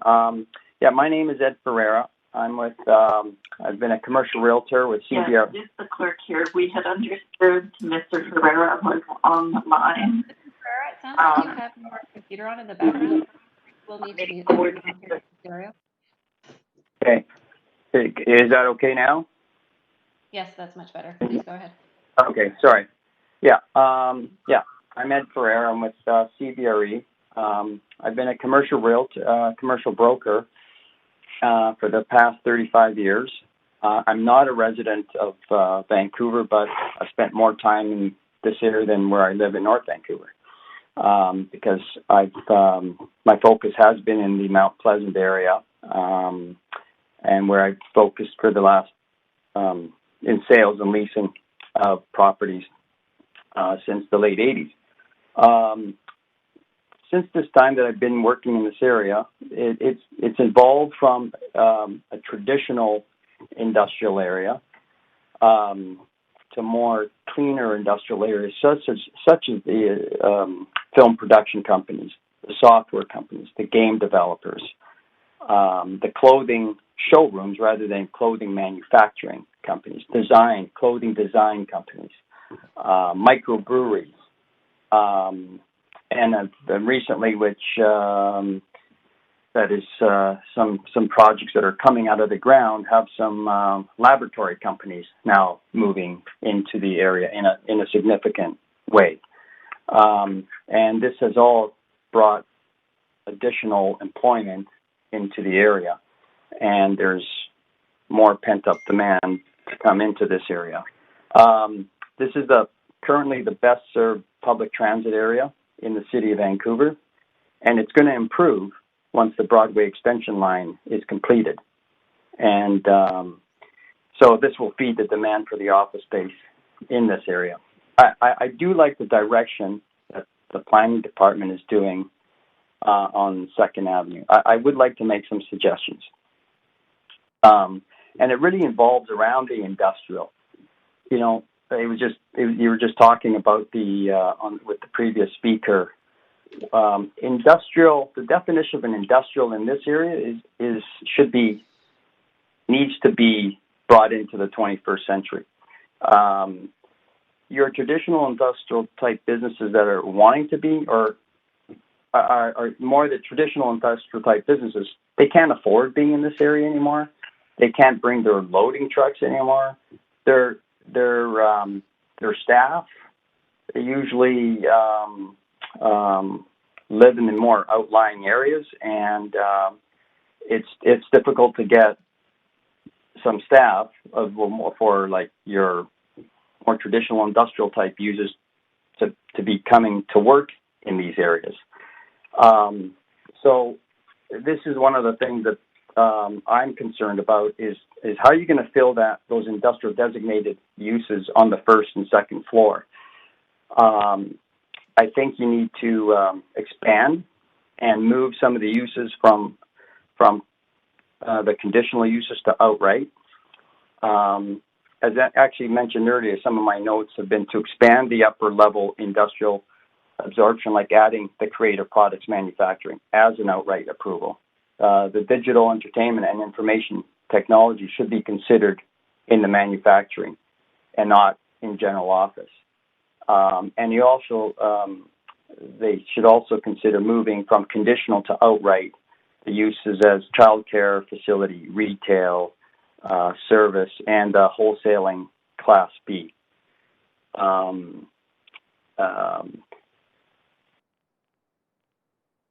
The other comments I would like to make is just in the design guidelines. Let me back up on something.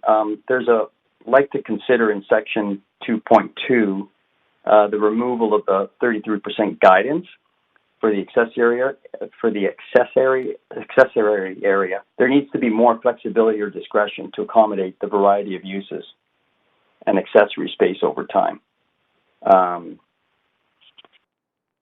I think that's. Thanks for your time, and that's all I have. Great. You do have questions from two councillors, and Councillor Hardwick is first. So go ahead, please, Councillor Hardwick. That's a holdover. Oh, is it? Okay, terrific. Thanks. Councillor Dominato, please go ahead. Thanks, Madam Chair. Actually, I think the speaker answered my question, so I'm good. Thank you. Okay, thank you very much. So thanks for coming to speak to Council, Mr. Ferreira. There are no further questions for you. Yeah, sorry, I've got questions. Oh, spoke too soon. Councillor Wiebe, please go ahead. Do we still have the speaker on the line? Are you still there, Mr. Ferreira? Yes, I'm here. Oh, great. Yeah, so you talked about that you're in the sale and rent of this space. What is the current rate going for industrial and the office space in the area and the vacancy? Do you know what the current kind of going rate is and what the vacancy is of this area for the type of industrial that is proposed here? So yes, for any of the new buildings that are being built, for example, there's the 3 or 4 buildings that have been built in the last 3-4 years in the between 2nd to 8th Avenue. Yep. The rental rates are in that 30 on the ground floor space, $30 to $35 a square foot. Triple net plus operating costs. And that's for an industrial space, which is what would have been normally retail space pricing. Okay. And then the correct. office space? The office space now in the latest projects, they're pushing $40 per square foot, triple net. Okay, so those are, the rates are extremely high, which, but you're right, is going to push out some of the traditional industrial. Do you think if we add this increase in industrial space that will create more of a affordable market, recognizing that I know a lot of industrial uses that are struggling to find space? So do you think there might be an opportunity here that will reduce the costing in industrial space because there'll be more demand or there'll be more supply? It's not going to reduce the rate because there's just an economic thing. What my concern would be is to fill that industrial space, because if you're thinking about traditional industrial businesses, who can go up on the second floor?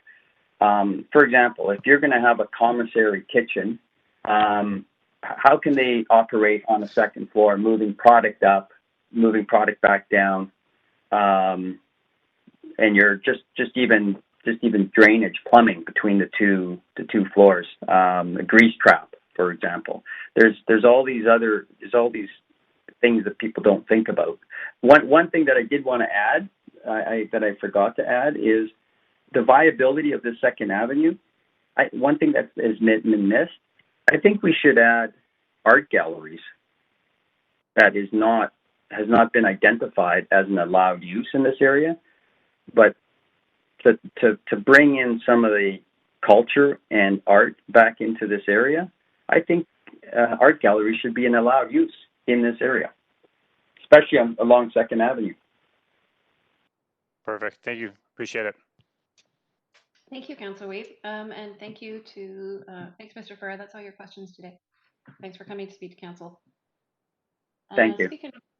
Thank you very much. Speaker number 6 is Mr. Nathan Warbit. Do we have Mr. Warbit on the line? Hi, I'm here. Can you hear me? We can. Please go ahead when you're ready. You have 5 minutes to speak to council.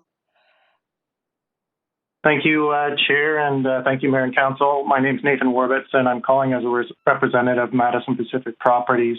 We're an owner along West 2nd, where we're directly impacted by the proposed changes. And while we're generally in support of the proposed zoning guidelines and policy changes, I'd like to voice some reservations. Firstly, however, I'd like to thank members of the senior planning team and staff for the opportunity to engage with the city and express our feedback and ideas leading up to this public hearing. Having expressed our comments directly with the planning department through a working group initiated by the deputy planner, as well as through industry engagement such as NAIOP.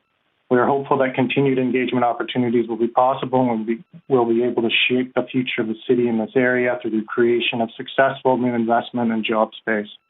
The plan for this important corridor, enhancing job space near multiple existing and future rapid transit stations, is a progressive step in growing the city and balancing the streetscape of the Olympic Village to the north and Mount Pleasant Industrial Area to the south, while also improving the pedestrian realm along West 2nd. With this added intensity, the creation of a complete community with a range of uses and amenities that can adapt to the changing industries and workforce needs is important to end users. While respecting the goals of the Metro Vancouver Regional Industrial Land Strategy and the work of the Employment Lands and Economy Review Team in guiding the Vancouver Plan, these quick start actions, specifically the creation of this new district schedule, we feel there may be some shortcomings in the proposed guidelines and schedule. While we have submitted a formal response to the meeting notice, I'd like to briefly reiterate some of our key concerns noted in the online written submission. Firstly, on the district schedule, I think one of the most important items to bring to light is the broadening and added flexibility to uses in order to uses permitted in this proposed district to ensure its success. We've experienced challenges in the past regarding some of our other properties in Mount Pleasant, and we are aware of others expressing similar concerns with prescriptive, sometimes outdated uses and definitions, preventing much-needed operators from locating in the neighborhood to serve the city needs. As outlined in the referral report, introduction of new modernized stacked light industrial space needs to come with modernized flexibility on uses. Adapting to the changing nature of manufacturing and production and accommodating the technological advances in industry need to be reflected in the user base that is able to utilize the additional capacity at both grade level and, more importantly, upper level industrial space. We have outlined several recommendations in our letter with the intent of providing a balance of uses that are able to function in this type of building format, but also in an effort to expand on the creative nature of this area with a range of uses including industrial, office, high-tech, and retail. As various initiatives are underway to evaluate and improve approval timeframes, we think it would also be prudent to look at including more uses as outright rather than conditional.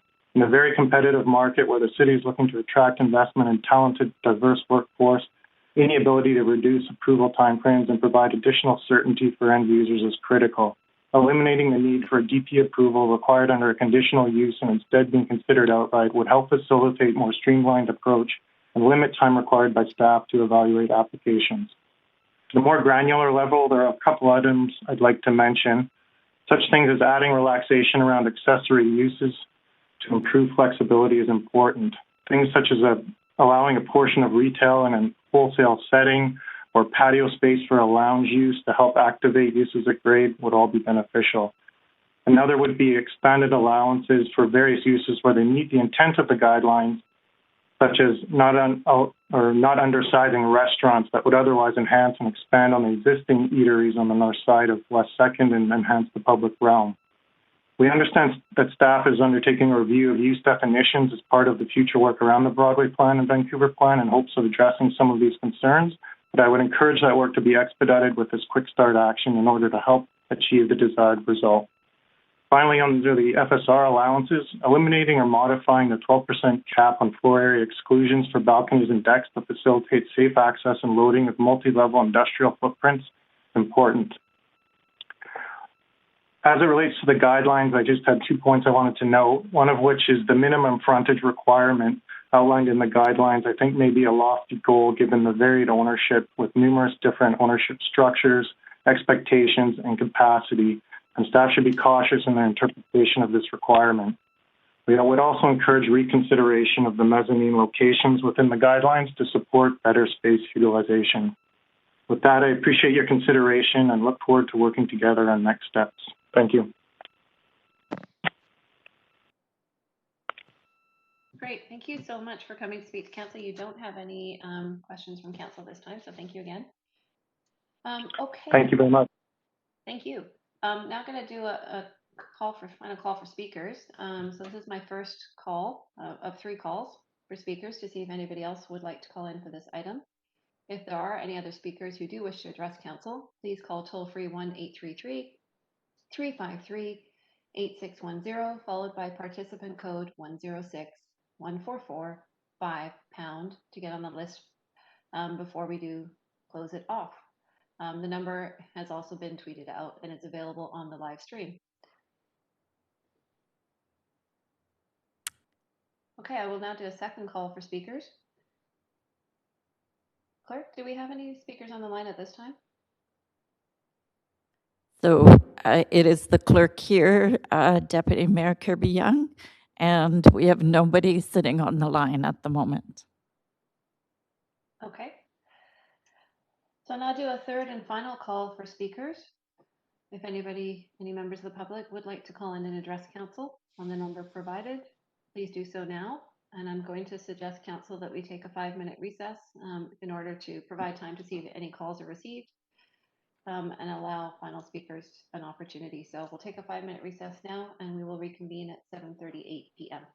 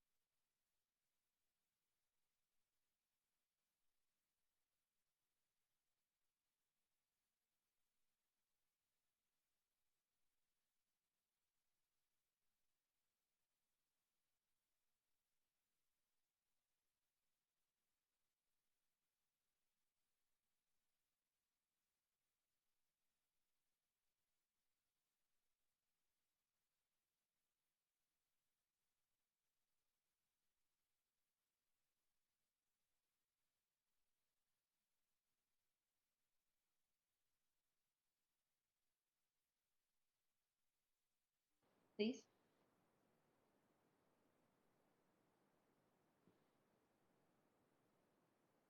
Speaker, can you hear us? Beaumont Studios. Sorry, you cut out there. Could you state your first name? We just heard Beaumont Studios. My name is Rachel Kirkpatrick, and I am with the Beaumont Studios. Fantastic, thank you. And are you a resident of Vancouver? I am a resident of Vancouver, yes. Perfect. You have 5 minutes to address council. Please go ahead. Awesome, thank you so much. I've been working with the Beaumont Studios for 2 years as a member of the management team and selling the artist studios for tenant artists in the space. We have about 90 artists in 2 buildings side by side with a courtyard in the middle and about in 40 private art studios. I just want to say that we are in support of the Arts and Culture Creative District as proposed by Barry Mowat, and that we personally have seen the neighborhood of where we are situated at the corner of 5th and Alberta grow immensely over the last 17 years. We have been in operation all of that time, and the Beaumont was originally named for its beautiful mountain views, and it literally means beautiful mountain in French, and we have seen the neighborhood rise, the density increase, and we no longer have much mountain view, which we are okay with, as we like to see that the increased density will support our business and being preserved as a cultural space in the future. Barry Mowat and the Vancouver Biennale represent high-profile art that brings in the community together in public spaces. The Beaumont represents emerging and established artists by providing space for them to create and space to showcase their work. Both of our organizations are rooted in community and creativity, and we know that this neighborhood doesn't have an identity. Are we Mount Pleasant? Not really. Cambie? Not really. Olympic Village? Not really. False Creek? No. We are literally in a middle zone, and we believe that identifying it as the Arts and Culture Creative District of Vancouver could bring about amazing traffic to the area and stakehold in the growth of Vancouver's community at large. I'd like to be clear that I'm speaking about the area from 2nd Avenue to 5th, where it starts where the Vancouver Biennale is and ends at the Beaumont Studios. We think you should support this project with CACs and other similar suggestions. And we also want to support the idea that the zoning and the area of industrial and the definition does need to change and be a little more open. We have recently had to turn away several artists and artisans because their artistry doesn't count. For example, we had a girl who makes these herbarariums. They're composed of dried flowers in a jar with oils and other kinds of things. And because she was dealing with something related to a plant, she wasn't allowed to enter our space. And she was very disappointed. Not only do we see lost revenue from that, we also have staff time, administrative time, and all that sort of thing. We thank you so much for listening to us. And that is all we have today. And thank you so much. Thank you so much for coming to speak to council. I don't see any questions for you, so appreciate you taking the time to call in. Sorry, Sarah, I got on the list late there. No problem. Councillor Weave does have a question for you. Are you still there? Are you still there? Yeah, I'm here. Rachel. Fantastic. Go ahead.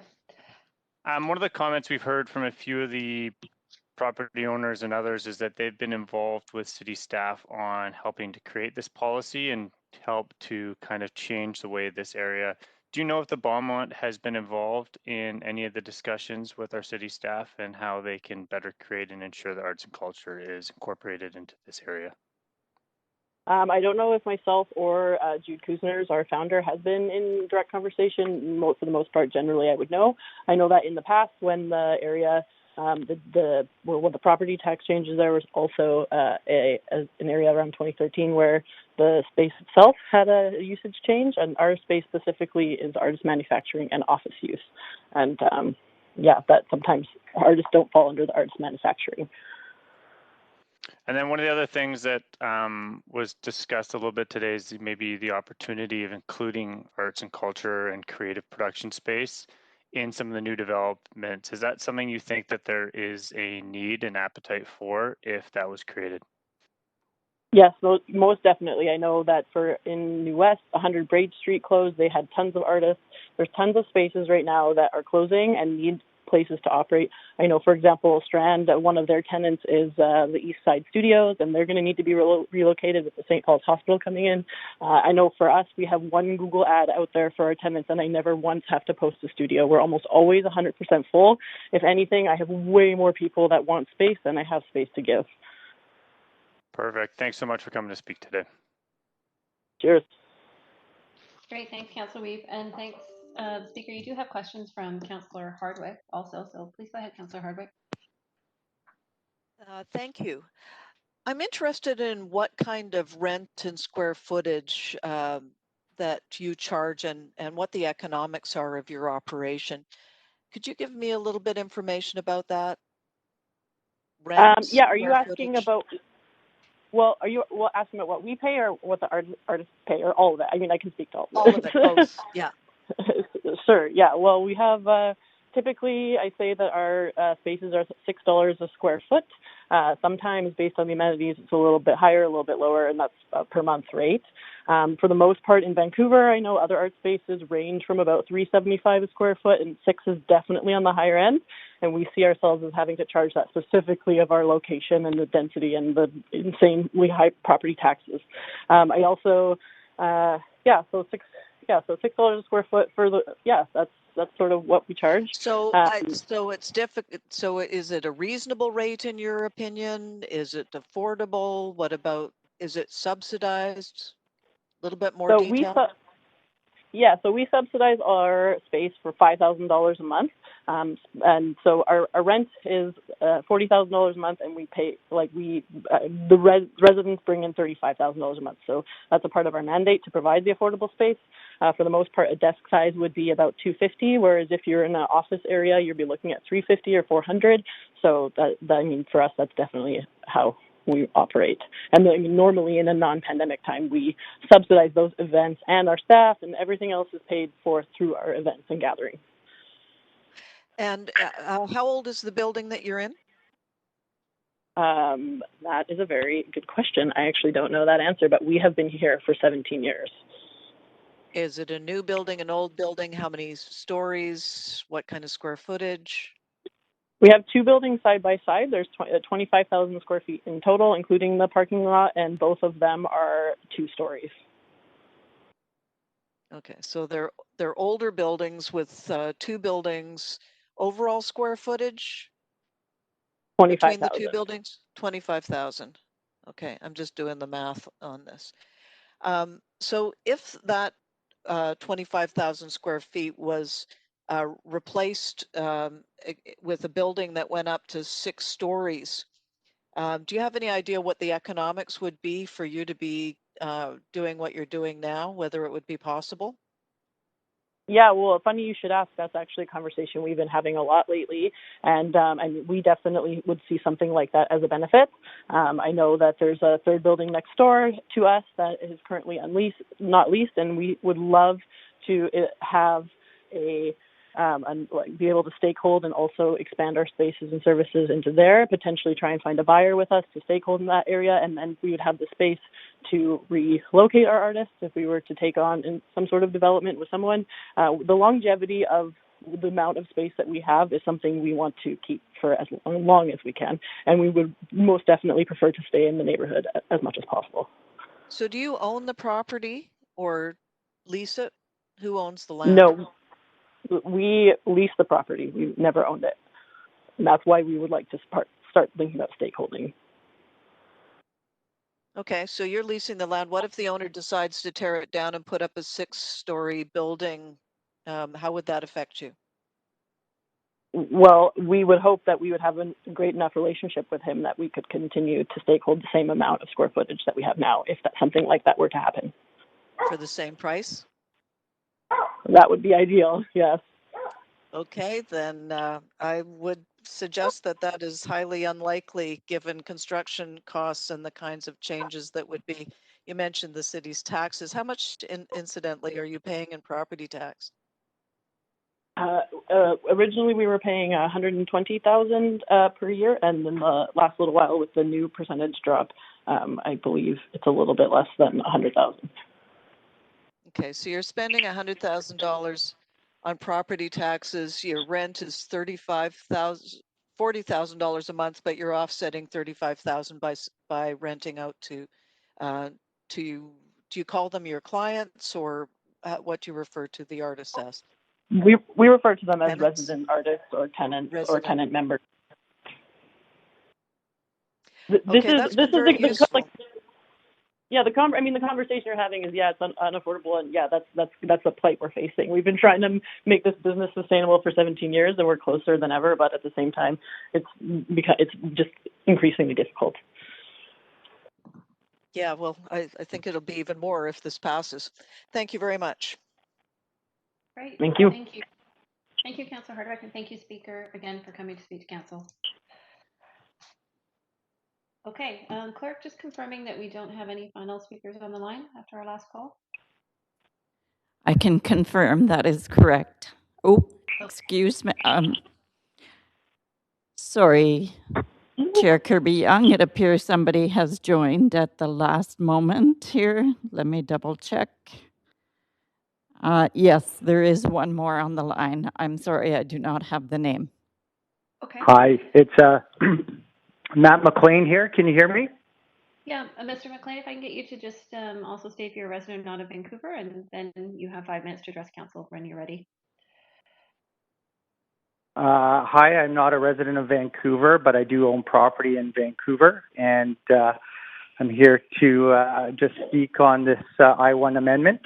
Thank you for everybody's efforts so far on working on this amendment. I think it's an area that's in need of densification given its location. It's a natural sort of node and nexus point of the city with surrounding amenities and transit. So I think that if you're going to put density anywhere, this is certainly the place.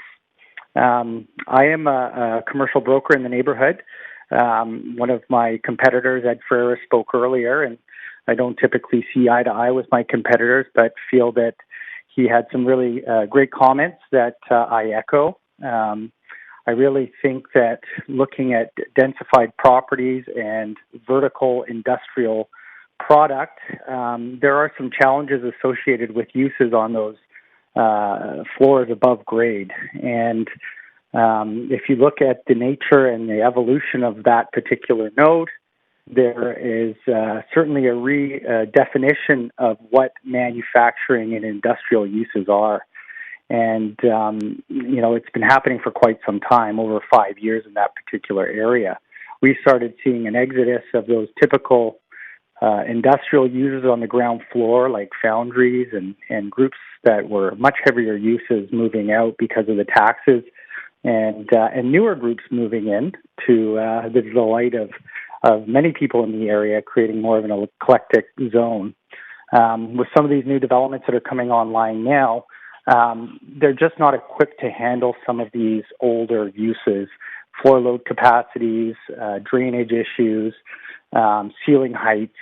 So once again, I think, as Ed mentioned, introducing or redefining some of the uses that are appropriate for the second, third, and fourth floor zones or levels is going to be paramount in making these new developments work for the community to create sort of the eclectic and vibrancy that we're looking for out of this particular area.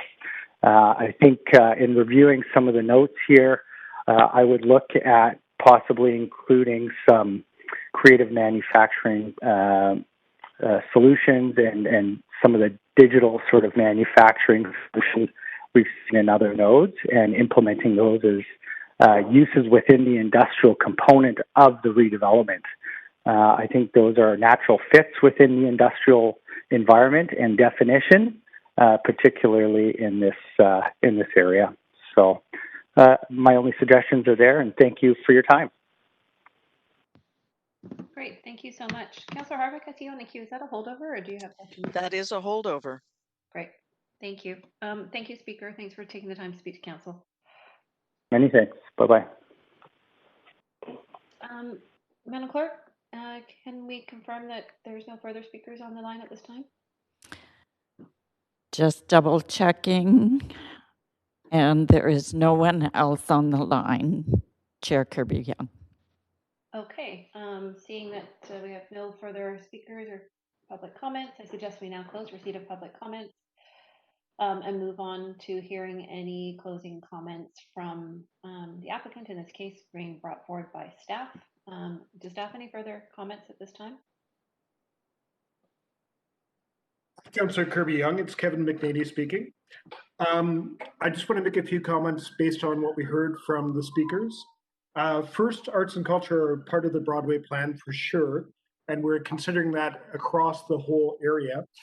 Very important part of the economy and a part of our soul as a city.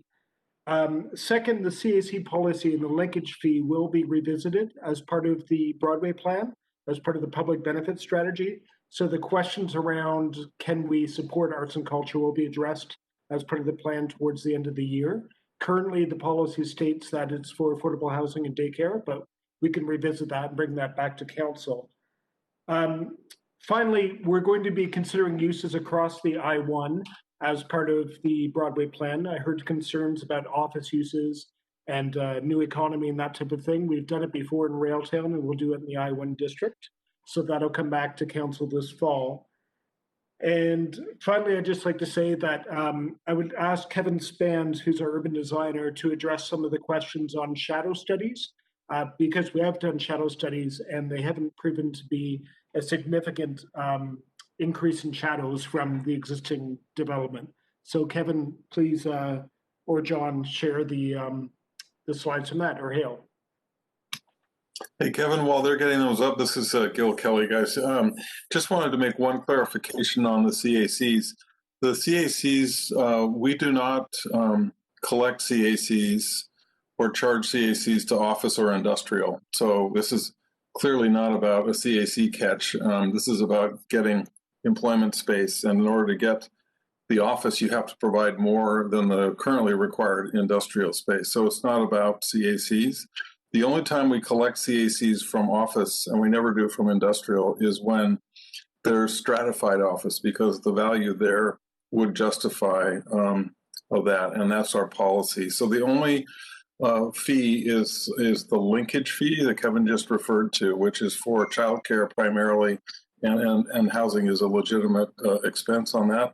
And the linkage fee is relatively modest. Outside of the downtown, it's currently $10 a square foot. So that just gives you a sense of that, and that amount can be revisited during the Broadway plan process. But the standard CACs, which are generally applied to residential strata, and in rare cases to tall rental, would not apply here, and there would be a very different analysis because the users there is a different group, employees versus residents, and they are based on need, not just on land lift. So it would be an entirely different kind of analysis to do. But just wanted to clarify the role of CACs versus that linkage fee that Kevin just described. Thanks, Kevin. Thanks, Gail. Clerks, this is Hale Jones-Cox again. I've got some additional reference slides. I kind of provided you with a first version, but I've also added a second version. I'm wondering if you could pull those up so that I can ask Kevin Spans, a development planner, to speak to the shadowing question. Great, and perhaps while I do that, I'll just quickly introduce myself. I'm Kevin Spans, Senior Development Planner with Current Planning. I'm one part of the urban design team that looked at this, and I'm an architect, and I worked closely with other landscape architects, urban planners, and architects in sort of shaping what we feel is a good fit for this side of the street, not only in completing something that references the street across the street, Southeast Falls Creek, but is also respectful of what is a pretty high-performing area and a really important part of the city and a well-loved part of the city. So as we approach this as urban designers, we recognize first and foremost that the north side of Second is performing really well. We don't want to do anything in the shaping of the buildings on the south side that would negatively impact the success of the businesses and the character on the north side. But what I want to start off with, this is something that we had one of our great analysts produce just while we were listening to the speakers, and that's an assessment of what the current zoning envelope kind of looks like. And granted, you know, this shows long strips of buildings. These would be broken up, obviously, but if in a hypothetical situation, somebody assembled the properties on the south side and built under current I-1 zoning on today at 130, they'd be able to build up to 60 feet in height. And this is the shadow impacts of that. So this is current approved zoning. This is what we would be able to approve through DP. And as you can see, it shadows directly across the street. And there's Point of privilege, Madam Chair. Yes, Councillor Hardwick, go ahead. The slides that keep bouncing on and off, and it would be really helpful if they could stay on. I think they were trying to show shadow studies, but they were going by very quickly and we couldn't see them properly. No problem. We did see one that appeared to have sort of the form of the street and the buildings, and now we just see a WebEx screen. I'm seeing it in the WebEx feed, but I'm not seeing it on the public feed. I'm It's on the public. It is the clerk here. Pardon the interruption. The deck that was provided to the clerk's office does not have that slide. Oh, my apologies, clerks. Can I quickly send this to you so that you're able to show it? That's what I was mentioning. There was a second version, but perhaps it wasn't in the correct folder. We will do the best we can here. Could you please send it to the Denise Swanson? She is the meeting coordinator with a copy. Perhaps Apologies. while that's One coming moment, up, it's coming your way. Sorry, I'm just saying I'm sending it now. Please, Kevin, you go ahead. Sure. Thank you, Hale. I'll just address one thing that's I think really interesting about this zone is that's a little bit more unusual for our manufacturing zones with respect to the importance of a sympathetic relationship with Southeast Falls Creek, which is that we're bringing forward a pretty rigorous set of design guidelines and parameters for this zone, which is unusual for manufacturing zones. We currently don't have design guidelines, for example, for the existing I-1 zone. And one of the reasons is because we recognize the importance of getting that relationship right with Southeast Falls Creek, and you know, for the benefit of the neighbors, but also for the benefit of good city building and good urban design. We understand that these buildings are going to be, as one or a number of speakers have noted, are going to be highly visible. This is a pretty central part of the city that a lot of people pass through, and getting these buildings right is going to be pretty critical. That's one of the reasons why we really felt it was necessary to build a pretty robust set of design guidelines. And another thing that I would like to just touch on very briefly was, as one speaker noted, it is a little unusual to have the first and second floor be a little bit taller than we typically see for, say, a retail frontage. But again, that's related to our analysis of functional industrial space. That is, it being that we still want to see that the first and the second floor are highly functional industrial spaces that, granted, there is a changing natured industry, but there is still some pretty typical or traditional industry that happens in this area. We have done an analysis and we've done previous analyses on what highly functional space is for industrial uses, and that includes overheight space, minimum 18-foot floor-to-ceiling clearance, floor-to-floor clearance, in order to really achieve move-in and move-out of pallets of goods, manufacturing and storage of spaces, facilitation of a functional mezzanine, et cetera, et cetera. So I'm not sure where we are with bringing up the presentation, but yeah, I appreciate your patience. Sorry, I'm looking to get the correct email address to send these to. Okay, maybe we can, Councillor Hardwick, I know that we want to see those, but maybe we can continue on with other comments and we can revert back to those slides once the clerk has them available. Is that okay? Fine with me. Okay, thanks, Councillor Hardwick. Staff, do you want to continue on with addressing other points that were raised, and we can go back to the shadowing piece?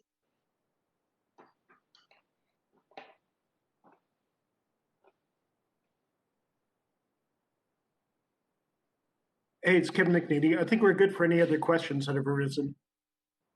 Okay.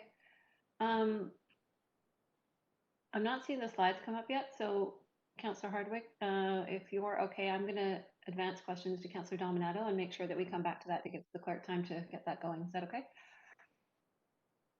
Yes. Great. Okay. Councillor Dominato, do you want to go ahead and ask questions? Yeah, thanks, Madam Chair. I have just a couple of follow-up questions. Just with respect to recommendation A 1 and 2, just to clarify for me that with I1, we're amending the existing I1 district schedule to add healthcare office. That is distinct from the new I1C district schedule. And those would be, if we pass these this evening, they would be enacted at the next council meeting. Is that correct? Sort of administrative question. Councillor Dominato, because they're Director of Planning, rezoning, they could be enacted right away at Committee of the Whole right after this public hearing, or if Council chooses at the next meeting.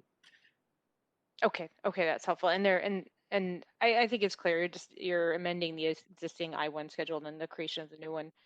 My second question is just in follow-up. We had a number of speakers who spoke to the need to modernize our definitions of industrial, and there's a lot of commentary around creative products, digital entertainment, and that these are not office uses and more industrial. And I'm just wondering if you could comment on that further in terms of, because if we're going forward and enacting this new I1C district schedule, it would seem to me to be better certainty to have those definitions updated. And if so, how quickly can we do that? Thank you for the question. I'm going to ask Sean Martinez, who's in our economic development planning team, to address that. He had some points he'd like to address. Good evening, Council. Yes, can you hear me? Can you hear me? Mayor and Council, Sean Martinez from planner in this citywide and regional planning group. So we'd like to point out that as part of the Employment Lands and Economy Review Emerging Directions, we were directed by Council to modernize the industrial zoning regulations and facilitate the multi-story industrial buildings, as well as increase the flexibility of the industrial uses. So this was approved back in October with a Council report on the Employment Lands and Economy Review. So this is priority work for us, and we will be undertaking this with the intent to bring further changes to the city's industrial zones later this year. And so by later this year, can we anticipate, would that be Q2 or Q3? About mid next year, I would say July, hopefully before the summer break. Oh, this year, you mean 2021? Yes. Okay. Thank you. I think that addresses my questions. The last question I have is just with respect to in the opening presentation, there was reference to different built forms than the childcare form. And I just wanted to confirm that in proposing childcare in possibly buildings along Second, that they would actually be achievable with our current daycare requirements, given that ours are more stringent than the provincial requirements. Could anyone comment on that? Yeah, hi there. It's Hale Jones-Cox again from the Broadway Planning team. Yeah, we've worked closely with our colleagues in Arts Community, ACCS, to work on that topic, just that. And it is a unique condition where we are considering childcare in an otherwise industrial area. We have worked on that. We have shown that kind of through the work we've done that it is a viable approach that we've taken. And through that 10% exclusion, we seek to really incentivize their delivery. Okay. Oh, thank you. I'll pause there. Thanks. Great. Thank you, Councillor Dominato. And I'm going to go back to Councillor Hardwick now, because I think the clerk does have those slides up, and Councillor Hardwick, give you the opportunity to finish your questions.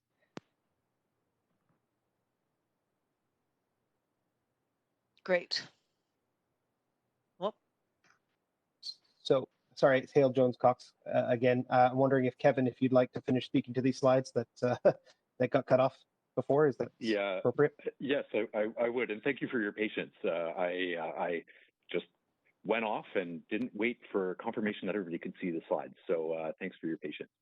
If we could just advance the slide to the one that shows the current zoning, this is the current condition, but we'll talk about this one a bit. So yeah, this is a model that, again, based on the 3D model that we use for our assessment across the city, that shows what the current building envelope would allow. And just for the sake of relating to the speaker's comment, this view was set to give us the shadow conditions on January 21st at 1:30, so today at 1:30. And again, this is the permitted 18.3 meter or 60-foot building envelope that is currently permitted under I-1 zoning, and which we could process as a DP. And again, I-1 does not include a set of design guidelines that would, say, shape the building to secure sunlight penetration onto what is, we agree, to be a very important side of Second. So if we could just advance the slide to, or bring the slide to maybe the fall equinox and 2 o'clock, which is sort of what we usually use as our standard in urban design. Slowly, please. Can you see it? No. I'll wait until you get your cue. It appears to be back on screen now. It was on, it's off, but it seems to be back now. Okay. So this. You want to just continue and complete this update for us? Thanks. Thank you. This view here takes the building models that we produced, which have a combination of tower form buildings with a six-story podium and a 10-story tower, as well as an example of a more scaled down, or not scaled down, but a stepping building, as you can see at the corner of Columbia and Second. And then again, tower forms and another stepping building further to the west. As we can see here, fall equinox at 2 o'clock is, generally speaking, from an urban design perspective, what we consider to be kind of a worst case scenario type of condition for shadow studies, because it's still a time of year when there's a lot of activity out in the public realm. And it's also a time when shadows are still pretty broad and can have potentially negative impacts on adjacent properties. So you can see we were pretty, we did our best to identify as many opportunities as possible to, yes, allow for some growth in building form, but ensure that sun penetration onto the south side of Second is maximal and is high quality. Actually, the lower end of these shadows that we see here would be roughly equivalent to what the I-1 building envelope is. So you can sort of imagine what the I-1 building envelope would be if you just kind of ignore those penetrations, those intermittent penetrations, those longer shadows. That's roughly 60 feet. So it sort of shows what the condition would be under current I-1. And then for the sake of interest, we've also prepared a slide that shows the current condition. So maybe we can advance to that. So we have currently modeled the existing form of developments on the south side of Second, which is here. So this would be, this is effectively the shadows as they were today at 1:30 based on our modeling, just for the sake of comparison. These are currently 1 to 2 story buildings. Are you saying that full extrusion? Just for clarity, I'm just going to conclude. I wanted to allow staff to finish their update because of the technical difficulty. So I'm going to count your time from now on. Councillor Harder, if you want to finish your questions. So go ahead. Well, I just want to make sure, did you say full extrusion at 60 feet under the current zoning is what you're using for comparison? So no, we use that as an understanding of what base zoning would allow, meaning that we have, through council-approved zoning, zone capacity. Zone capacity, exactly. Okay, yeah. Not what's there. What zone capacity is there? Okay. Yeah. So what you see here is what is there now. The other image that we showed, which maybe we can advance that slide just for the sake of clarity. So this is now. And again, understanding that it might take a moment to advance, so I'll wait. But just to be clear, you're comparing what the zone capacity would be for shadow, not what's actually there on those properties today. We're doing both. we've got right now, as it is here, which is 1 to 2 stories, as you currently see. We also do zone capacity because this is what we are allowed to process as a development permit application. And again, without any design guidelines that would allow us to exercise any kind of discretion to negotiate any stepping or anything to mitigate shadowing. So this is the full zone capacity right here. Acknowledging, of course, that it's unlikely we would get a full block long building like we see there. But imagining, for the sake of argument, you can see how zone capacity on today at 130 would result in this condition here. In the other model, did that include the penthouses? That's a great question. Hale, can you confirm whether or not that included penthouses? Yes, it did. Yes, it did. Thank you, Hale. Okay. Thank you. I'm good. Thank you, Councillor Hardwick. Councillor Carr, questions? Yes, thank you. Well, I was going to ask a lot on shadowing, and I've had them all answered. So I'll just move right along and question a number of speakers raising the idea of an arts and culture district in the I-1 zone. Now, I understand that today we're not dealing with the I-1 zone, right? We are dealing with the I-1C zone. So tell me what the process is for staff considering changes to the zoning in the I-1 zone. Is that through the Broadway plan? Hi, Councillors. Kevin McNaney. Yes, that is through the Broadway plan. We're doing additional consultations starting in a couple of weeks, and we're going to consider wide-scale changes to the I-1 district. Okay. Have you already been put on your radar the interest in an arts and culture district in the I-1 zone there? Oh yeah, it's been a loud voice, and it's something we're looking at. And we're working with Metro Vancouver to make sure we keep the industrial capacity while at the same time entertaining uses like arts and culture and high tech. There's Mr. McNaney, if you can just clarify for me, then if I understand you correctly, you are doing this work. There is no need for further direction from council at this time for you to be, as staff, considering an arts and culture district in that I-1 zone, right? That's correct, Councillor. You've already given us direction in the guiding principles to intensify industrial and commercial uses. What I would say is from Mr. Barry's letter, or sorry, I forget his last name. My apologies, Barry's letter. The one thing we aren't considering at council direction is residential use in the I-1 district for regional reasons, obviously. And that would be the residential use that often goes along with the artist studio, that kind of thing. Is that right? That's correct. You'll receive a report later tonight, which is basically about work studios, not live work. Right. Got it. And the timing, did I understand correctly already? An answer is that this is sometime this summer that you intend to deliver these changes to the I-1 zone through the Broadway plan. Is that right? That's correct, Councillor. We've been a little delayed because of COVID, unfortunately, but we are bringing a draft plan. We're bringing emerging directions out in February, a draft plan out this summer, and then a plan to council this fall. Right. And Mr. McNaney, what are the considerations you're giving to including the creative sector, the digital entertainment, et cetera, in those changes in definitions in the zones here? Well, it's a huge consideration. It's a big part of our economy, obviously, locally. You see that downtown, you see that in all the industrial districts. We see that in Railtown. So we're going to consider that as part of the I-1 changes. Right. And is there going to be public consultation on these changes as you move forward this spring?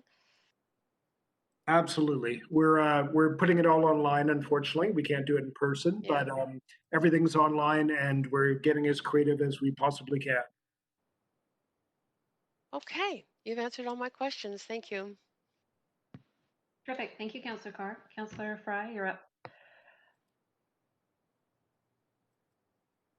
Hi, sorry. Thanks, Chair. I've submitted an amendment.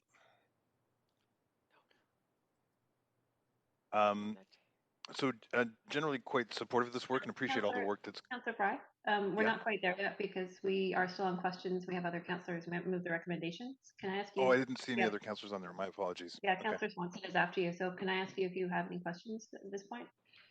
No, I don't. So Okay. I'll just go back in the queue. No worries. It's been a long few days. Councillor Swanson, questions of staff? So this is a significant upzoning along Second there, and I'm wondering if staff has given consideration to will it have a gentrifying impact on the arts, especially on the arts and culture places to the south of it.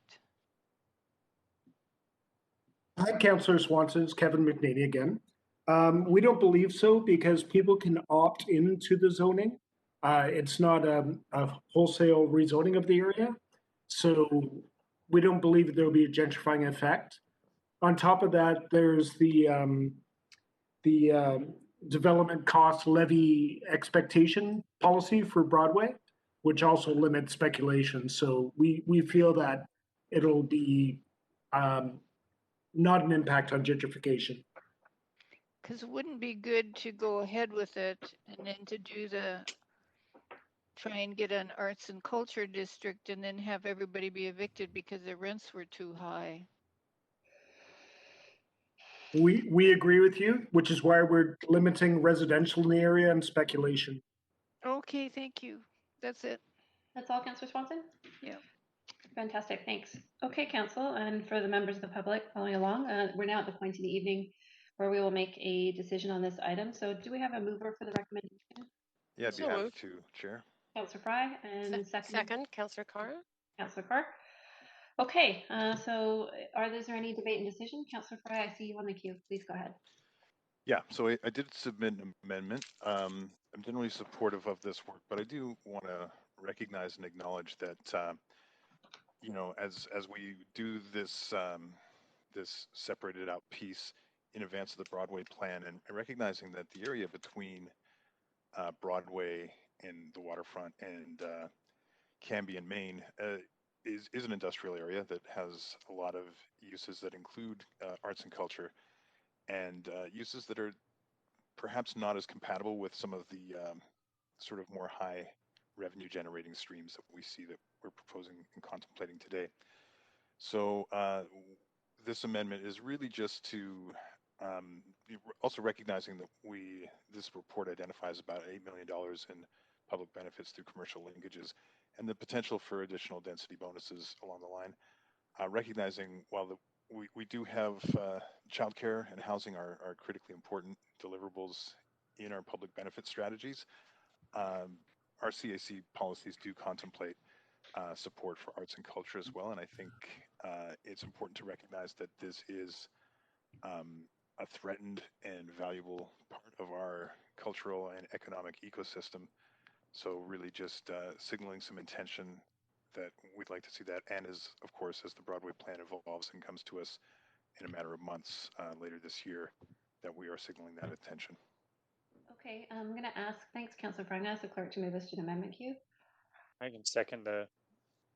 It's been seconded. Thanks, Councillor Weeb, already by. Oh, actually, no, it has not. You are correct. My apologies. Thank you. So seconded by Councillor Weeb. And if we can move to an amendment queue. And Councillor Fry, can I ask, have you shared this amendment previously with staff or with legal at this point? Yep, we've been going back and forth. Okay, and perhaps I can pause and ask before we get into the weeds on this amendment, if I can ask for guidance from legal and planning as to whether or not this language is acceptable and on side as it relates to policy and from a legal perspective. Hi, Deputy Mayor. It's Paul Mokry, acting city manager, and I can. We have reviewed with both law and planning staff, and the motion is in order. Okay, that's fantastic to know. I just thought that would be helpful to confirm. Thanks, Mr. Mokry, before we delve into it. Okay, is there any debate or discussion on the amendment on the floor, Council? Nope. Going once, going twice? Okay, seeing none, I'm going to ask the clerk if we can. Chair, I think Councillor Dominato's on the queue. She was, but she took herself off. Yes, thanks. I took myself off. My question was answered by the city manager. Thanks. Great. Okay, so final time, going once, going twice. Okay, clerk, can you take us to a voting queue, please? Okay, please vote on screen, council.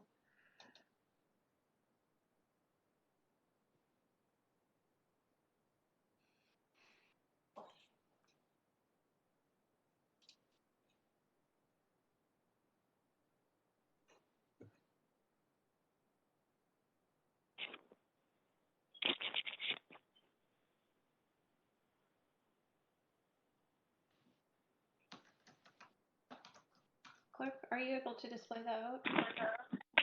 Point of privilege? Yes, Councillor Mute? Digino. Oh, thank you very much. Sorry, I was on mute.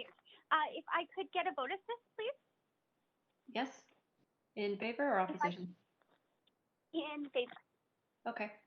Thanks. Thank you.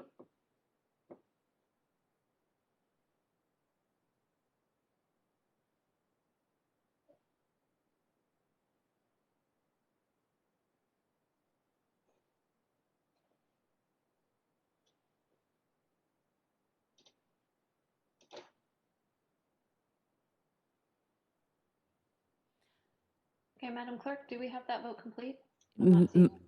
Yes, it is the clerk here. You need a vote assist, Chair? No, I have voted. I'll do it again. Can you vote? Yes. That's just me. It should register now. Do you have me? If not, I'll take a vote assist in favor. We have a full vote now. Can you see the panel, Chair? I cannot, so can I ask you to read the please? I will end the vote, and it is unanimous with the mayor absent. Terrific. Thank you.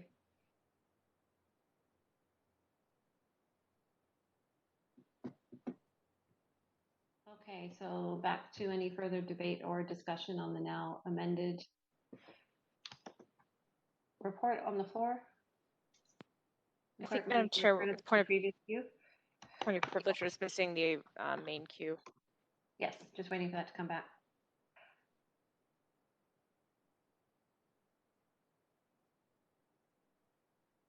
Clerk, I'm not seeing the previous queue. When you have a chance, if you're able to return to the former queue.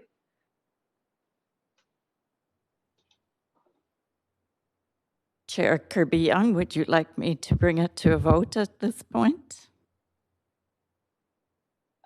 I believe that we had just voted and you declared it was unanimous. So I think we had a queue prior to Councillor Fry's amendment, and that Yes. we were trying to go back to that queue. Yes, we're in the main queue now, so you're at the main motion as amended. So I see Councillor Dominato. Councillor Dominato, you have the floor.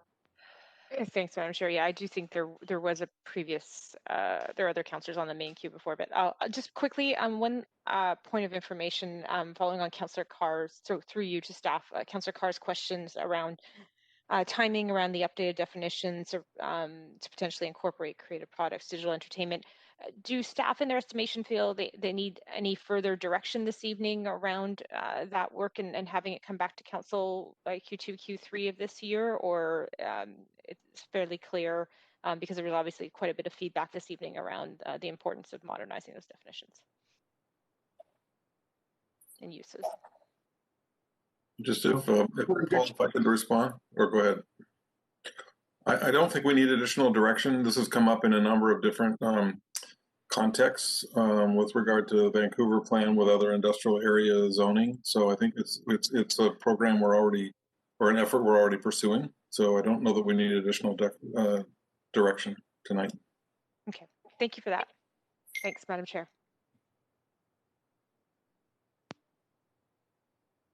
Councillor Dominato, Councillor Reid. Yeah, I will be supportive of the report and appreciate staff making sure that they did shadow studies for the parklands, recognizing that the public realm is a key component of this area. Really appreciate the work that Councillor Fry did to address one of my major concerns about addressing arts and culture and the ability to have funds to deliver on critical arts and culture space. And then the third component is on modernizing the industrial lands. I'm a little bit skeptical about some of the conversations about where industrial lands are going. I think to Councillor Hardwick's point, I think we need to really ensure that we are protecting some of the traditional work that can be done in this industrial space, recognizing I know a lot of organizations and companies that are struggling to find traditional industrial space in this area. And I think it's critical for us to ensure that we do ensure that those types of businesses still have a place in our city, recognizing that those are the jobs and employment that we need if we're going to have complete communities in a city that can thrive. So I am concerned about us to modernizing to a point where we're no longer having traditional industry that can find space in the city of Vancouver and need to move away. Thanks. That's all, Councillor Weep? Okay, Councillor Carr? Yeah, thanks, Madam Chair. And first of all, just want to thank all the speakers who did come and give us their thoughts and suggestions. And thanks staff for their good work on this, knowing this work is ongoing. But I really like the quick start. So in the context of a much bigger set of work, for some discrete part of it to come forward to us as a quick start and enable some development that might not otherwise occur, might occur in a different way, come forward. I think it's very smart. Really, really like it because some of these planning processes are long and very detailed. So appreciate that. I also appreciate staff's response, Mr. McNaney, to my questions regarding what has been a long time desired development of an arts and culture district in the Mount Pleasant area and the I-1 zone, and that is forthcoming. There will be public consultation. I know not the same as we've had in pre-COVID times, but still in all, there will be public consultation through the Broadway plan, leading to a report back to council this summer. That's good. That's not that long away. I think there is a huge amount of interest in that, and it's an incredible part of our city. And when we are in these times, COVID times, that where there are a lot of stresses on everyone, I think the arts and culture sector is indispensable to our well-being. So super happy to hear that. Also very happy that staff did prepare and present to us the shadow studies for Second Avenue. There's obviously there is concern if you change the zoning, what are the impacts, especially if you want to make it a great street and you want to have the pedestrian use. I remember during the Olympics, actually, that was the first time I really spent time on West Second because I went to, actually, I'll be honest, I went to every bar that I possibly could that had a nice big screen, and there was some on Second Avenue that could show some facet of the Olympics. It was a great time to really explore our city. And it's the first time I really realized that this is it's a major street and a thoroughfare for cars, but the vibrancy of that street since 2010 has only been increasing every year, and I can see the real need for these changes in zoning and the diligence of staff in terms of the design of the buildings, the sculpting of the buildings in order to minimize the shadows on that north side of Second Avenue. So we'll be supporting this. Terrific. Thank you very much, Councillor Carr. Councillor Hardwick, please go ahead. Okay. Quick starts during a pandemic when things are changing radically. I have problems with that just on a very basic level. It does not make sense to be rushing this through, and it will have an impact. Now, I know this area like the back of my hand. This has been an area I've had multiple production offices in the film and television industry over many years, and having worked in all of the industries that are being quoted here as being likely tenants going into this new space, these are not these are not companies that are looking to spend a lot of money, which is why I asked the questions that I did earlier of one of the speakers. The economics of this just don't work. So where's this business coming from? A lot of it's coming the film and television industry stuff is coming up from the States, as it always has. And it's here because we've got a dollar that's under 80 cents, and we have tax credits that are supporting most of this development. The reason they're coming here is because it's cheaper. They're not coming here so they can spend more money to get into what is glorified office space. Because forgive me, you're talking about taking land out of industrial use and going up 6 stories, or sorry, going up to 6 FSR on this. You can call it whatever you want to call it, but it's still office space. The fact is that we do our work now, whether it's in front of a computer or we do need some space for green screen and other broader stuff. But the reality is what you're talking about here is densifying industrial land, taking it out of industrial use and calling it what was the word that was modernizing? Yes, modernizing it when all you're really doing is building office space and calling it modernizing because of because you're attributing the film and television and digital media industries to it. So forgive me, I don't buy it, and I will call a spade on this. If or I've got to find another phrase to describe what is happening here. So I know we get all excited when we hear about we're going to make it a great street, and we're, all of this rhetoric that is designed to get us excited about this. But the stark reality here is that this land is going to be removed from, you can call it traditional industrial use. It is going to be densified into what amount to office buildings, and we're just calling it industrial or modernizing because we're going to put some different industries in it, but it's still, for all intents and purposes, is the same thing. So it's really hard for me to support this because I'm very concerned that it's really not taking into consideration the larger issues that we have to concern ourselves with, which are economic diversification.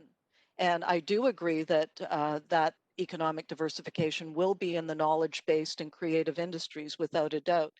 But that doesn't change the fact that we need to retain the very limited industrial land base that we have.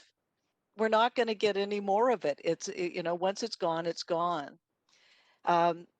So I was interested in one of the slides that Mr. Bowe has put up that showed the way that the urban design had been conceived of coming off of Falls Creek South there through Olympic Village and across 2nd Avenue.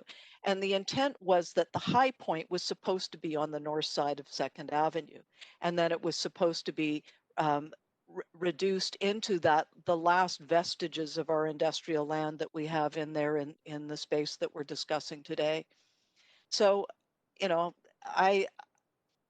I'm concerned that we're really, again, pushing something through as a quick start in the middle of a pandemic, which will have a major change without proper public consultation, loss of industrial land, disguised as office space, which is ultimately not going to be affordable to the arts and all of the organizations that council is so keen to support. So there's the paradox, folks. We're going to create a bunch of space that the targeted sectors that you're looking to serve will not be able to afford to go in there. So I'm just calling it as I see it, and I'm going to oppose it on that basis. Thank you. Great, thank you, Councillor Hardwick. And seeing no other councillors, say this slowly just in case, on the queue for any final comments. That does conclude this item, and I'm going to take us to a vote. So if we can have a voting panel, Madam Clerk, please.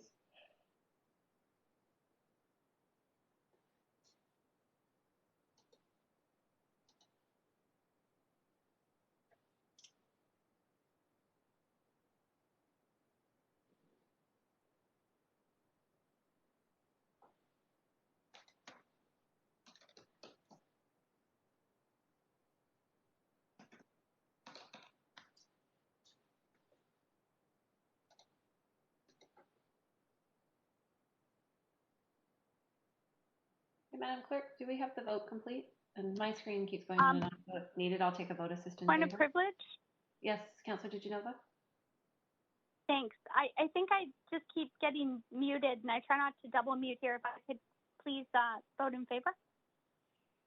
Yes, absolutely. And Madam Clerk, when you're ready, can we have the vote results, please?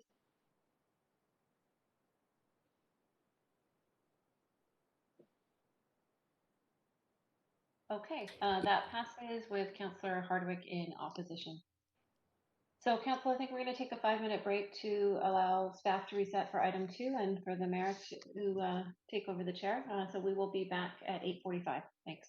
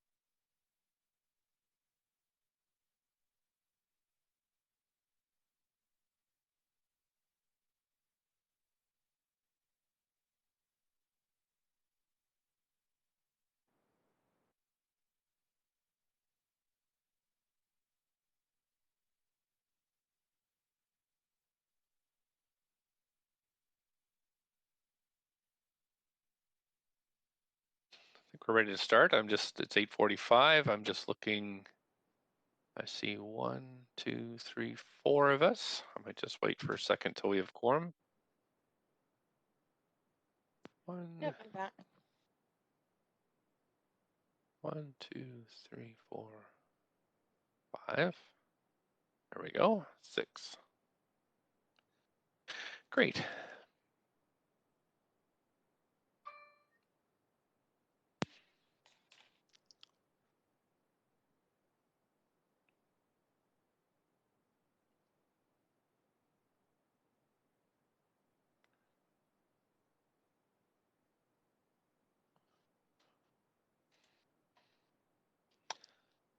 Okay, Council, it looks like we have quorum. Thanks to Councillor Kirby-Yung for chairing. I just delayed a little at the police board this afternoon and ready to get on with item number 2. Employment lands and economy review quick start actions, downtown east side / Oppenheimer district official development plan text amendment. And just wondering before we start if any member wishes to declare a conflict of interest. Don't hear anybody. So I'm going to ask the clerk to now read the application and summary of correspondence. This is and, an just so we know, there are no speakers currently registered for this item. Please go ahead, clerks. This is an application by the General Manager of Planning, Urban Design, and Sustainability to amend the Downtown Eastside Oppenheimer District Official Development Plan to allow additional flexibility in community serving uses for storefront spaces at grade in the Downtown Eastside. The following correspondence has been received since referral to public hearing and prior to the close of the speakers list and receipt of public comments. 1 piece of correspondence in support and 2 pieces of correspondence dealing with other aspects of the application. This represents all correspondence received up to 3 p.m. today. Great, thanks so much. So if anybody would like to participate in this item, anybody from the public, please call toll-free 1-833-353-8610, followed by participant code 1061445 hashtag to get on the list. We have Tom Wanklin, who's the senior planner for the Downtown East Side Community Planning, on the phone to present the application. Able to waive the application because there's no speakers unless somebody would like to see it. Anybody, councillors, like to see it? Sorry, I can't see your hands, so if you could just let me know verbally. I will pause long enough, but I'm willing to move to waive it if there are no speakers. Tom, how long is the report? We actually just, you don't have the floor, Councillor Weeb, so just asking if anybody would like to see the presentation. I don't hear, okay, so I'll just move directly to questions to staff.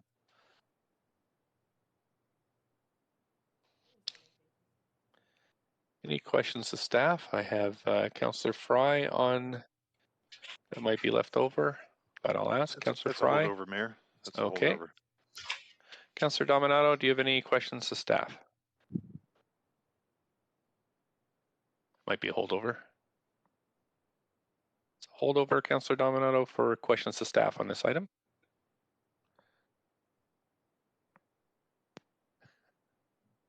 That is a holdover, thanks. Okay, thanks. I don't see, Councillor Weeb, do you have questions? Yeah, my first question is, I really appreciate the report. I think this is a great initiative.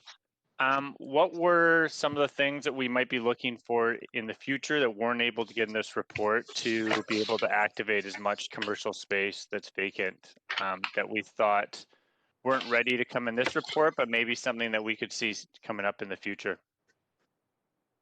Good evening, Mayor and Council. It's Tom Wanklin, Senior Planner, Downtown Eastside.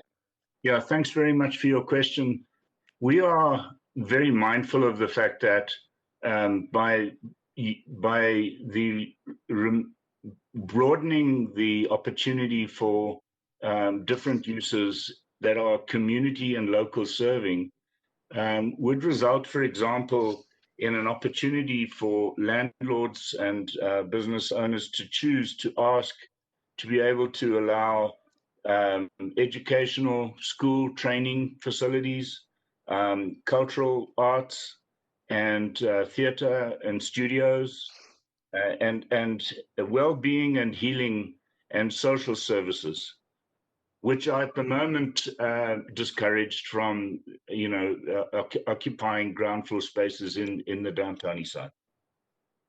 Okay, and then how is this work related with the development and permit, recognizing sometimes the difficulty with change of use Yes. regulations?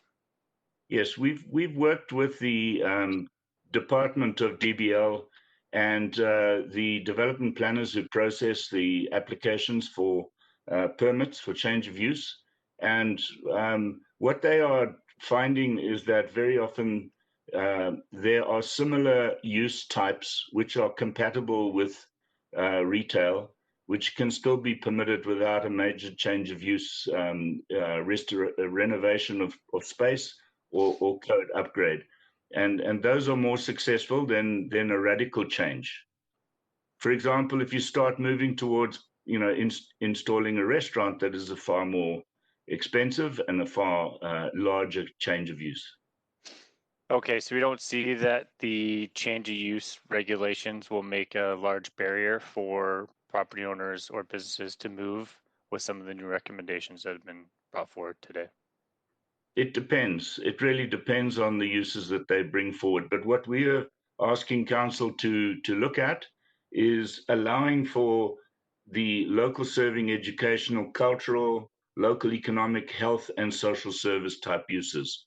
At the moment, it's restricted, very much more restricted to retail, legal offices, and social activities, social services.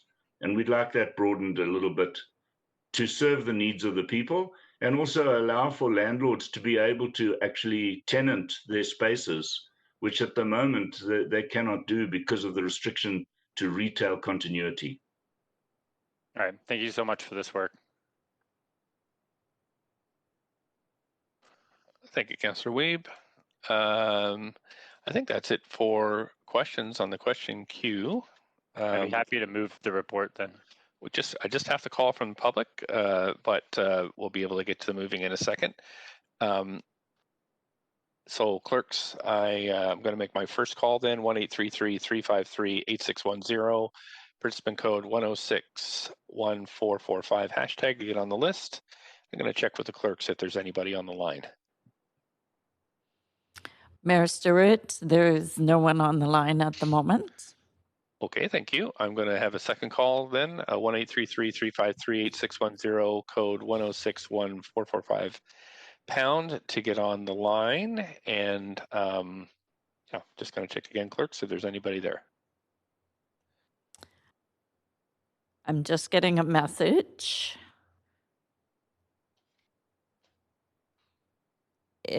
We don't have anybody at the moment. Okay. Thanks so much. Then I'll do the third call. The number has been tweeted out and available on live stream, and it's 8:53 cancel. We will give 5 minutes just for people to have a chance to phone in. So we'll come back at 8:58.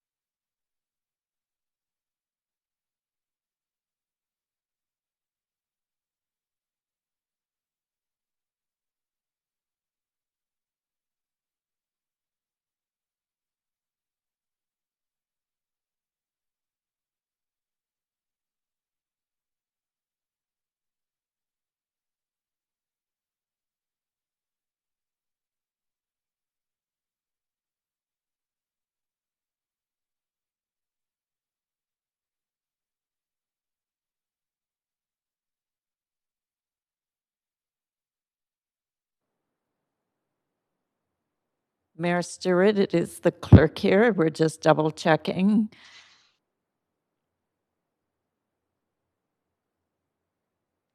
Okay, we have no speakers, Mayor Stewart. Okay, great. So we're going to close the speakers list as we've received no or a few public comments after 5 p.m. today. We're going to close the receipt of public comments and move on to hearing closing comments and to ask questions to staff, make a decision. Staff, any closing comments? Mayor, just to say, it's Tom Wanklin here. Yes. Just to say that the occupation of, or the activation of ground floor spaces are a critical need. Downtown East Side on Hastings and Powell are running at about 30% vacancy compared to 10% in the rest of the city. And we believe this is very important, along with the special enterprise program that council approved on Tuesday. These are efforts to really change things and help turn things around. Thank you so much. I think I have Councillor Kirby-Yung on the line for questions. Councillor Kirby-Yung, up to 5 minutes. Yeah, questions to staff. Yep. Yeah, thanks very much. I have a question, if staff can give me an example, and it relates to looking at the staff presentation and the proposed action of updating the types of uses listed in the exception clause, and there's a description here of educational, cultural, health, social, recreational, or local economic development. Can you give an example specifically of social or recreational, like a tangible example of what might be an organization or a service or a business going in there that would fall under those categories? We heard on Tuesday night, one of the callers was speaking about the urgent need for respite, safe spaces like lounges, for example, which could provide reading room facilities, support and access to amenities and, washrooms for people to come off the street and have safe spaces. Oh, so could almost like a lounge? Almost like a lounge. There have been other considerations around recreational activities that non-profit associations could use these spaces for amenity purposes, for training and for relaxation and for social gathering. Okay, and presumably they would be subject to any other existing regulations, such as, for example, cannabis moratorium, use of liquor, anything related to that would still be subject to other regulations. Is that correct? Those regulations remain in place, as would the permitting of assembly places, in the same way. Okay.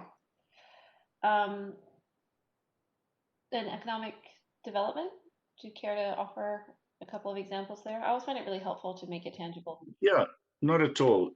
Yes, local economic development needs, we see demand from the co-ops in crafts, in small cottage manufacturing, sewing, creating small food outlets to serve the local community, not big commissary kitchens, but this is more at a local community scale. Okay, so it could include things like, so we've seen increased demand, obviously, for sort of meal delivery or food preparation, but there would still be additional guidelines that would have to be considered, with respect to food safety, that type of thing, right? Like you could simply open a commissary kitchen, for example. No, nothing is simply just to open. Everybody would have to comply with the permits and the guidelines that are in place today. Okay, thank you. I'll leave it there if that's helpful. Appreciate it. Thank you.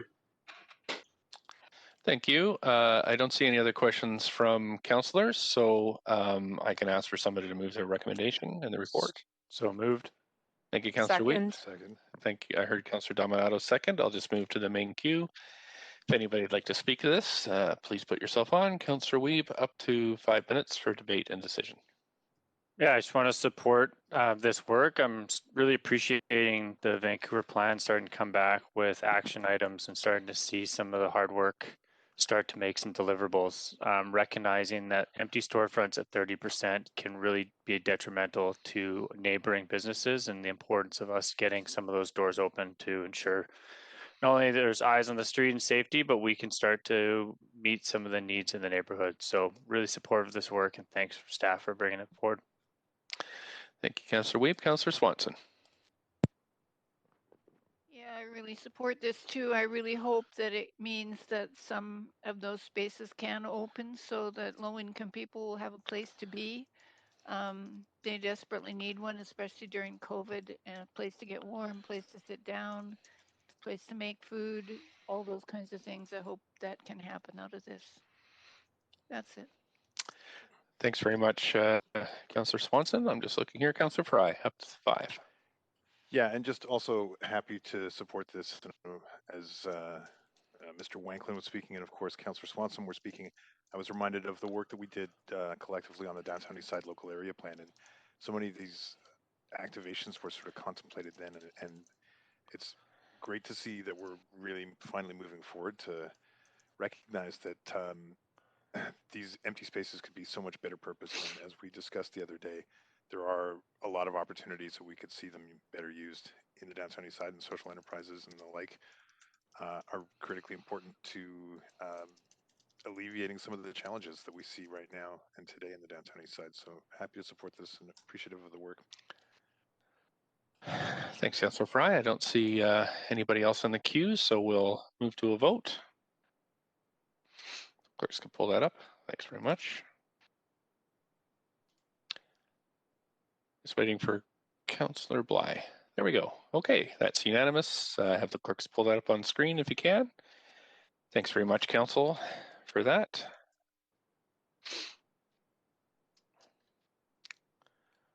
We're going to move to item 3. This is another quick start. And just wondering if anybody wants to declare a conflict of interest, please do that now. If not, I think we can move on and have clerks read the application and summary correspondence. This is an application by the General Manager, Planning, Urban Design and Sustainability to amend the zoning and development bylaw to remove certain date and floor area conditions for artist studios in various industrial district schedules. The intent is to remove barriers and enable the creation of new work-only artist studios in industrial areas. The following correspondence has been received since referral to public hearing and prior to the close of the speakers list and receipt of public comments. 3 pieces of correspondence in support, and this represents all correspondence received at 3 p.m. today. Thanks so much. If anybody would like to participate on this item, a member of the public, please call 1-833-353-8610, 106-1445 to get on the list. And the number is available on the live stream and Twitter. We don't have any speakers to this council, so we could waive the presentation. We have Lisa King here to answer questions or show the presentation. Would anybody like to see the presentation? Yes, please, Mr. Mayor. I would like to see the presentation. Okay, let's go ahead. Ms. King, if you wanted to cue that up, and we can take a look. So I need to share the screen.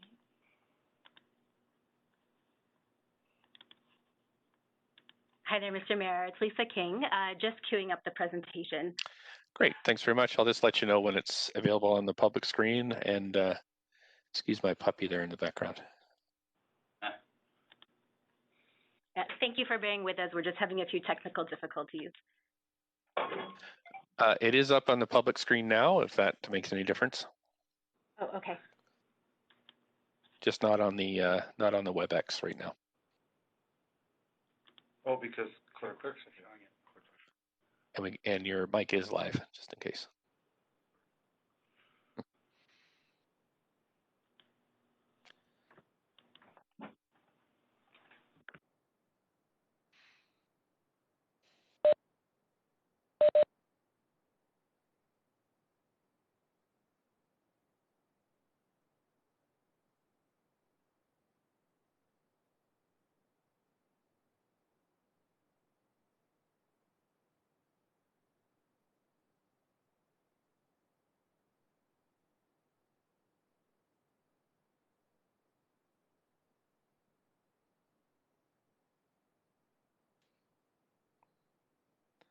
clerks might be able to help you with the WebEx connection. Thank you, Mr. Mayor. We're going to need some clerk's assistance. We're having trouble with the permissions to share the presentation. Okay. Perhaps the clerks can help there. Mayor Stewart, it is the clerk here. We do have the presentation on the streaming. So if staff would like to proceed, they just need to let us know when to switch the slide. Does that work for staff? Yes, that works. Thank you. Great. Let's go ahead. Okay. And before I begin, I'll just make sure that everyone can hear me now that we can see the presentation. Absolutely. All right, so good evening. My name is Lisa King. I'm a senior planner with the regulations team in wide and regional planning. I have a brief presentation tonight on proposed zoning amendments to remove barriers to new work-only artist studios in industrial areas. Following the presentation, we will provide responses to questions that were provided by council that came after the memo that we provided with responses to questions that we received at referral. Next slide, please. As noted in earlier presentations, the ELER was reported to Council on October 22nd and included a number of quick start actions to respond to immediate needs and opportunities to support businesses, nonprofit organizations, and community well-being. Next slide, please. There were a total of 4 quick start actions put forward through the ELER, which were referred to public hearing on November 24th, 2020. This presentation focuses on zoning and development bylaw amendments to remove barriers to new work-only artist studios in industrial areas. Next slide, please. The proposed amendments stem from the ELER, as well as actions identified in Culture Shift and Making Space for Arts and Culture, the city's 10-year cultural infrastructure plan. The amendments in front of Council today are a quick start that help advance implementation of these plans. Next slide, please. Making Space for Arts and Culture sets out targets for 800,000 square feet of artists and cultural space over the next 10 years, as well as a no net loss policy of cultural space. The plan identifies declining stock of workspaces suitable for arts as a major issue facing the arts and culture sector. As documented in Making Space and the Vancouver Eastside Culture Crawl's 2019 report, A City Without Art, there has been a loss of 400,000 square feet of visual art studio space over the past 10 years. This only documents the Eastside catchment of the crawl and does not include music, theater, or dance studios. The focus of the presentation today is on work-only artist studios, which typically exist in older, lower-rent industrial and commercial buildings that can face redevelopment pressures. These types of studios are needed in industrial areas as they allow for a variety of production and permit accessory retail use for artists. Currently, the zoning and development bylaw includes conditions that limit work-only artist studios to buildings that existed prior to a certain date and additions to a maximum of 10% of the existing floor area. As a result, new work-only artist studios cannot be developed in new buildings and are limited to existing buildings. These conditions were originally introduced in the mid-90s when there were concerns about residential units associated with artist studios being used as strata condos. While these measures may have helped mitigate conversion of industrial land for residential use, they have also effectively stopped on-site replacement and needed growth of work-only artist studios. These regulations also no longer align with the goals and targets within Making Space for Arts and Culture. Next slide, please. In response to these issues, the proposed amendments would strike the date and addition conditions for work-only artist studios, which would then allow this use in both existing and new buildings subject to a development permit. These conditions would still be retained for residential units associated with artist studios, which aligns with existing policies to protect and prioritize industrial land for employment uses. This approach also meets the intent of Making Arts and Culture to support artist housing through affordable housing units provided in partnership with the Housing Vancouver strategy in residential areas where artists currently reside. In conclusion, the proposed zoning and development bylaw amendments would create new opportunities for new work-only artist studios by removing existing regulatory barriers. This is a first step towards supporting replacement and growth of work-only artist studios in industrial areas where these types of spaces are much needed. Staff are continuing to address loss and displacement of cultural spaces through implementation of Making Space for Arts and Culture. In addition, the ELER also includes emerging directions to support the arts and culture sector. Next slide, please. This concludes my presentation. I will now ask Kristen Lambertson from Arts, Culture and Community Services to respond to the questions that were provided to staff by Council. Thank you. Thank you, Lisa. Hello, Mr. Mayor and councillors. Can you hear me? I can do. Great. Good evening. My name is Kristen Lambertson. I'm a planner with Cultural Services in ACCS. So as noted, I will read out a few of the questions and answer them. Number one, is the policy for existing live-work spaces that retail is allowed, as it is in work-only spaces? So the answer is, the zoning and development bylaw has two options for artist live-work spaces. Number one, residential units associated with artist studios, and two, live-work use, which also includes other eligible uses such as office. As per the artist studio guidelines, the former does not allow walk-in trade, while the latter, live-work use, does. There are also differing building bylaw requirements. Residential units associated with artist studios are considered a residential occupancy, while live-work use must meet both residential and work use requirements. Second question, so if not, following on the last one, question, is there a way to add an amendment to this report to ask staff to explore allowing retail in new and existing work, live artist studios in industrial areas? The change in this report is very specific to allowing new work-only artist studios in industrial zones, which is a critical first step to ensure replacement and new studios are an allowed use. So for example, when a new development for the Glass Onion studio in Strathcona came forward, at that time, there was an inability to replace the existing studio space because new studios were not permitted.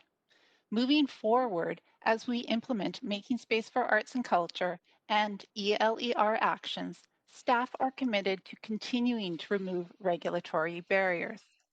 Building upon changes in 2017 that allowed for retail in work-only studios, staff plan to include artists in the home-based businesses, also known as homecraft, modernization work identified in ELER.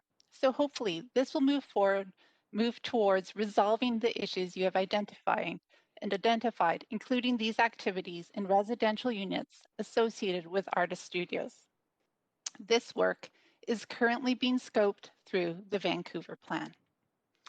The last question, does the city have tools to protect new and existing live-work artist studios in industrial areas from being used solely for living or residential? What I keep hearing is that many of these precious and limited spaces are being used by non-artists, despite being zoned industrial, further limited access for artists to live-work spaces. Unfortunately, the zoning policy for live-work use was put into place in the early 90s, mainly in the IC industrial zone above Great Northern Way, east of Maine, and is no longer a strategy that staff support.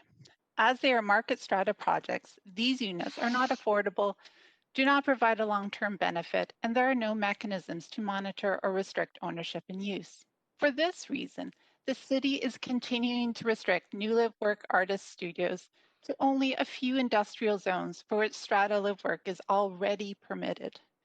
To address the need for artist housing, the city has 10-year targets outlined in Making Space for Arts and Culture to secure 400 units of affordable housing in partnership with the Housing Vancouver strategy with associated production space. Our goal is affordable rental units operated by local nonprofit arts and culture organizations and regulated for use by artists. For example, later this year, 30 units of social housing, along with 4,000 square feet of production space, will be opened up at Main and 2nd, jointly operated by Community Land Trust and BC Artscape. Thank you. Thank you. Councillor Hardwick, you're on the queue for questions to staff, up to 5 minutes. Great, thank you very much. And I'm pleased that some of the questions that I had were addressed there. Just for a little bit of background, I was involved in the 1990s in trying to get live workspace going around film and television and what we'd consider now animation and digital media studio, and ran into a lot of problems back at that time trying to introduce this housing form. I'm sensitive to the criticisms around it, including that it be used just for housing and not, for the real live work as intended. I am interested in understanding how that's going to be enforced. You touched on that briefly. Can you tell me how we can enforce ensuring that these developments not just become strictly for living and are in the intended use? Over to staff. How do we enforce it? You might be on mute. Hi, Councillor Hardwick. It's Lisa King speaking. So I can speak to current enforcement. Currently, enforcement is on a complaint basis. So if a use is not being conducted as per the zoning and development bylaw, and a complaint is made, then our property use and inspection group would follow up on that. Okay, good to know. Then again, the concern is always there about the impact on other industrial uses. How are you balancing that between the desire for live work and other industrial uses without further eroding the ability to do actual industrial use?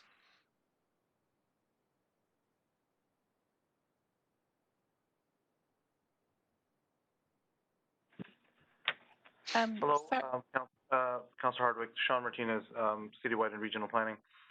Currently, the artist studio are not included in the base base uses in the industrial density in our industrial land. So they would go up above in the non-industrial uses that are allowed within the industrial. We are working on further analysis for as part of the Employment, Lands and Economy Review Emerging Directions.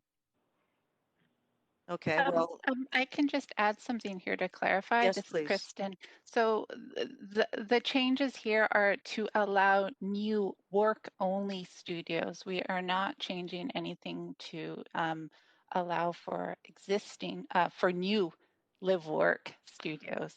We are allowing live work that already pre-exists, but not, the recommendations are to recommend and allow for new work-only studios. But the work only will not they are not take away from the, no, but it won't take away from other industrial uses. My final question is about land lift concerns.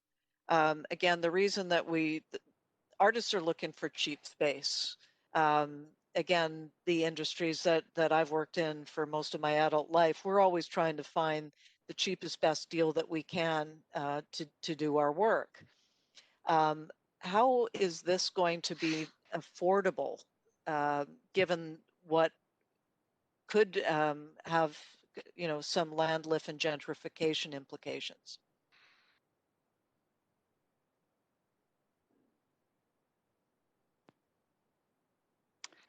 Hi, this is Kristen again. Indeed, affordability is a key concern for artists, and it's a competitive market out there. And we've definitely heard in not only our Making Space work, but also the Eastside Cultural Crawl has pointed out affordability is an issue. So working on past motion put forth with council, we're doing some work with the crawl, investigating cultural districts, as well as securing production spaces with local nonprofits as well. Okay, that kind of answers the question. I remain concerned about gentrification, being that there's, again, so little land or so little workspace left for people in the city in this typology. But I get what you're saying. Thank you very much. Thank you. That's it for questions on this queue. There are no There were no speakers in the list. If you want to get on the list, I'll do my first call now. It's 1-833-353-8610, code 106-1445 # to get on the list. And I'll just check with clerks on this first call. Is there anybody on the line, clerks? It is the clerk here. No. Okay, try the second time. The number is on Twitter and available on live stream. This is the second call for anybody like to speak to this item. Clerks, is there anybody there? Just checking. No. Okay, and this is my third and final call, 1-833-353-8610, code 106-1445 # to get on the list. And council, we're at 9:23. We'll come back at 9:28 to finish this item. Thanks so much. We'll see you in 5.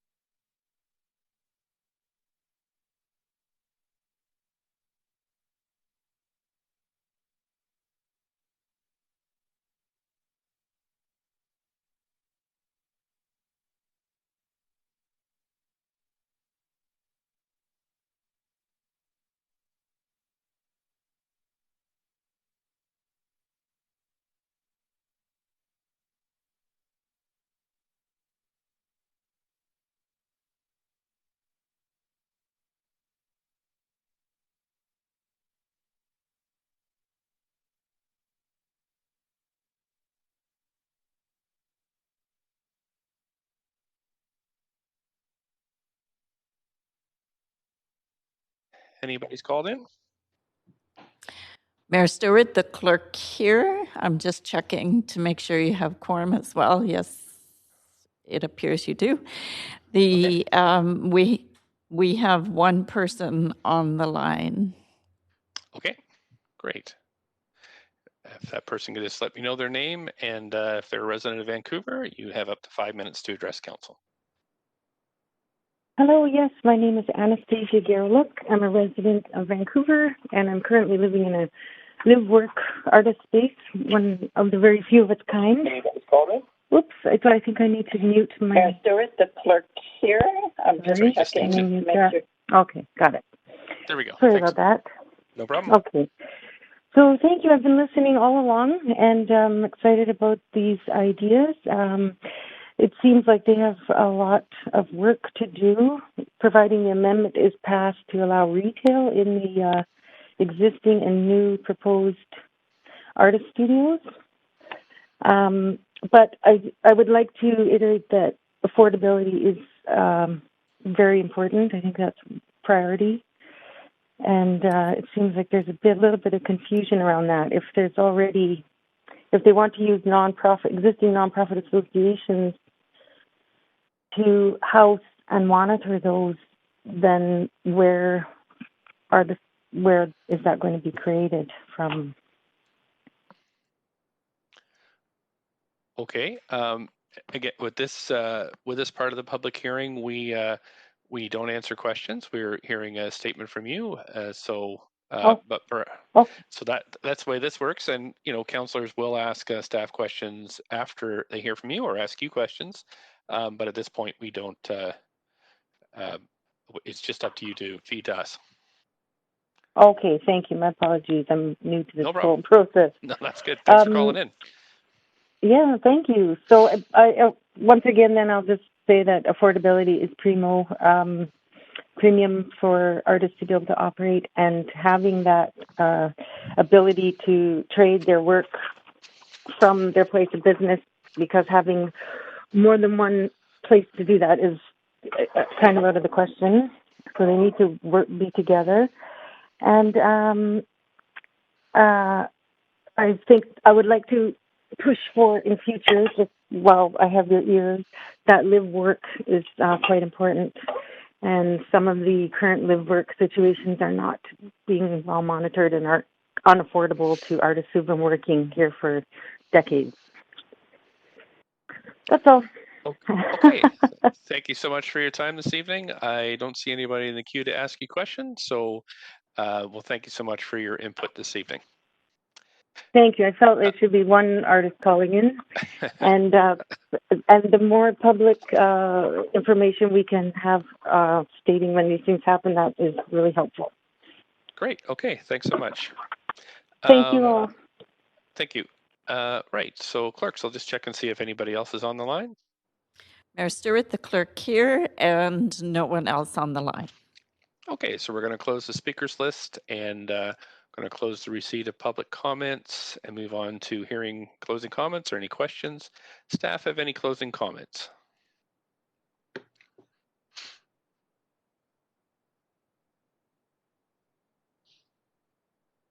Mayor and Council, it's Chris Robertson, Assistant Director of Citywide and Regional Planning. I just want to add that the work in front of you today is a first step, and there is more work that will be done to address some of the concerns you've heard tonight, and then some of the questions that we received from Council. So this is a first step. We're seeing it as a good first quick start, and look forward to doing additional work to ensure we have space for artists. Great, thanks so much. If staff would, council would like to ask questions of staff, this is time to do it. If not, I don't see anybody on the queue.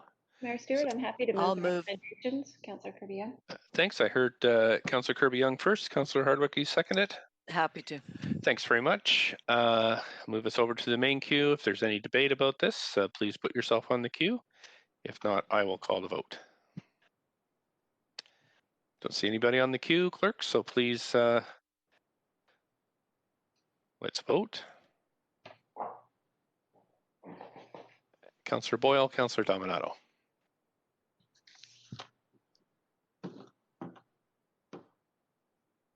Councillor Boyle. There we go. Great. If clerks could pull that up, that is unanimous. Thanks so much, staff, for all that work. And we're going to move on to our fourth and final item. Council, just so you know, if we don't get through this item this evening, our backup date is January 28th at 6 p.m. So this is another Employment Lands quick start, and just ask anybody to declare a conflict of interest now if you have one. I don't hear one, so I get the clerk to read the application and summary correspondence. This is an application by the General Manager, Planning, Urban Design and Sustainability to amend the zoning and development bylaw to reduce restrictions for small neighborhood grocery stores, including removing date restrictions that prevent new business, updating residential uses associated with neighborhood grocery stores, and amending all residential district schedules with the exception of RA1 and FM1 to ensure that neighborhood grocery store is a permitted use.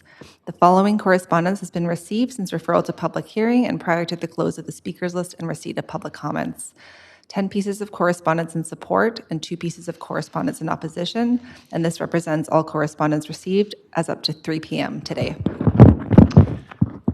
Thank you so much. If anybody would like to participate in this, 1-833-353-8610, code 106-1445, hashtag is how to get on. And let's see, I'm just checking through the list here, Council. We have 2 speakers here, so let's go to the staff presentation and move forward on that. Sorry, I'm just gonna pull my script back up here. We have Andrew Pask, planner for the community planning, who's here, and with 24 slides.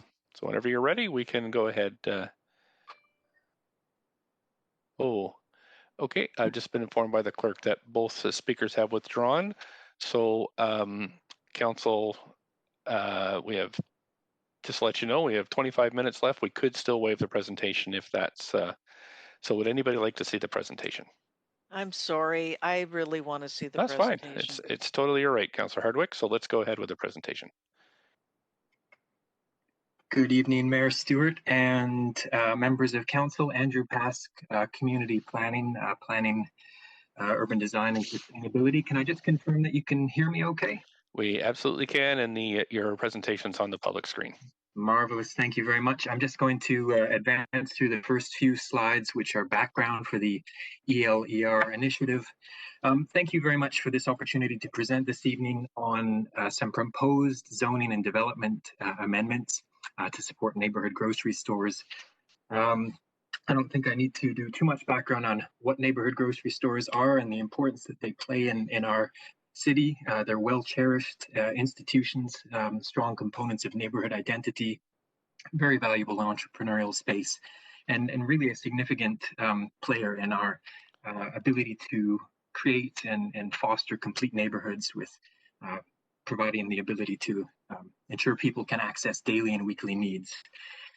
The general overview and objectives that we're trying to advance with this particular initiative relate to the idea of modernizing some regulations related to these stores.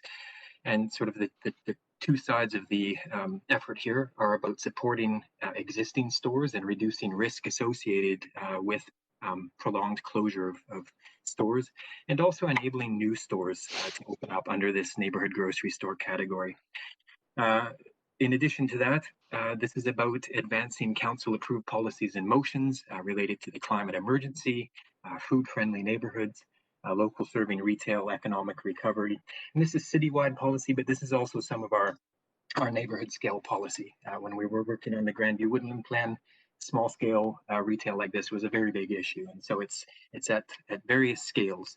And then lastly, it's about supporting complete neighborhoods and undertaking further work as part of the Vancouver Plan activities.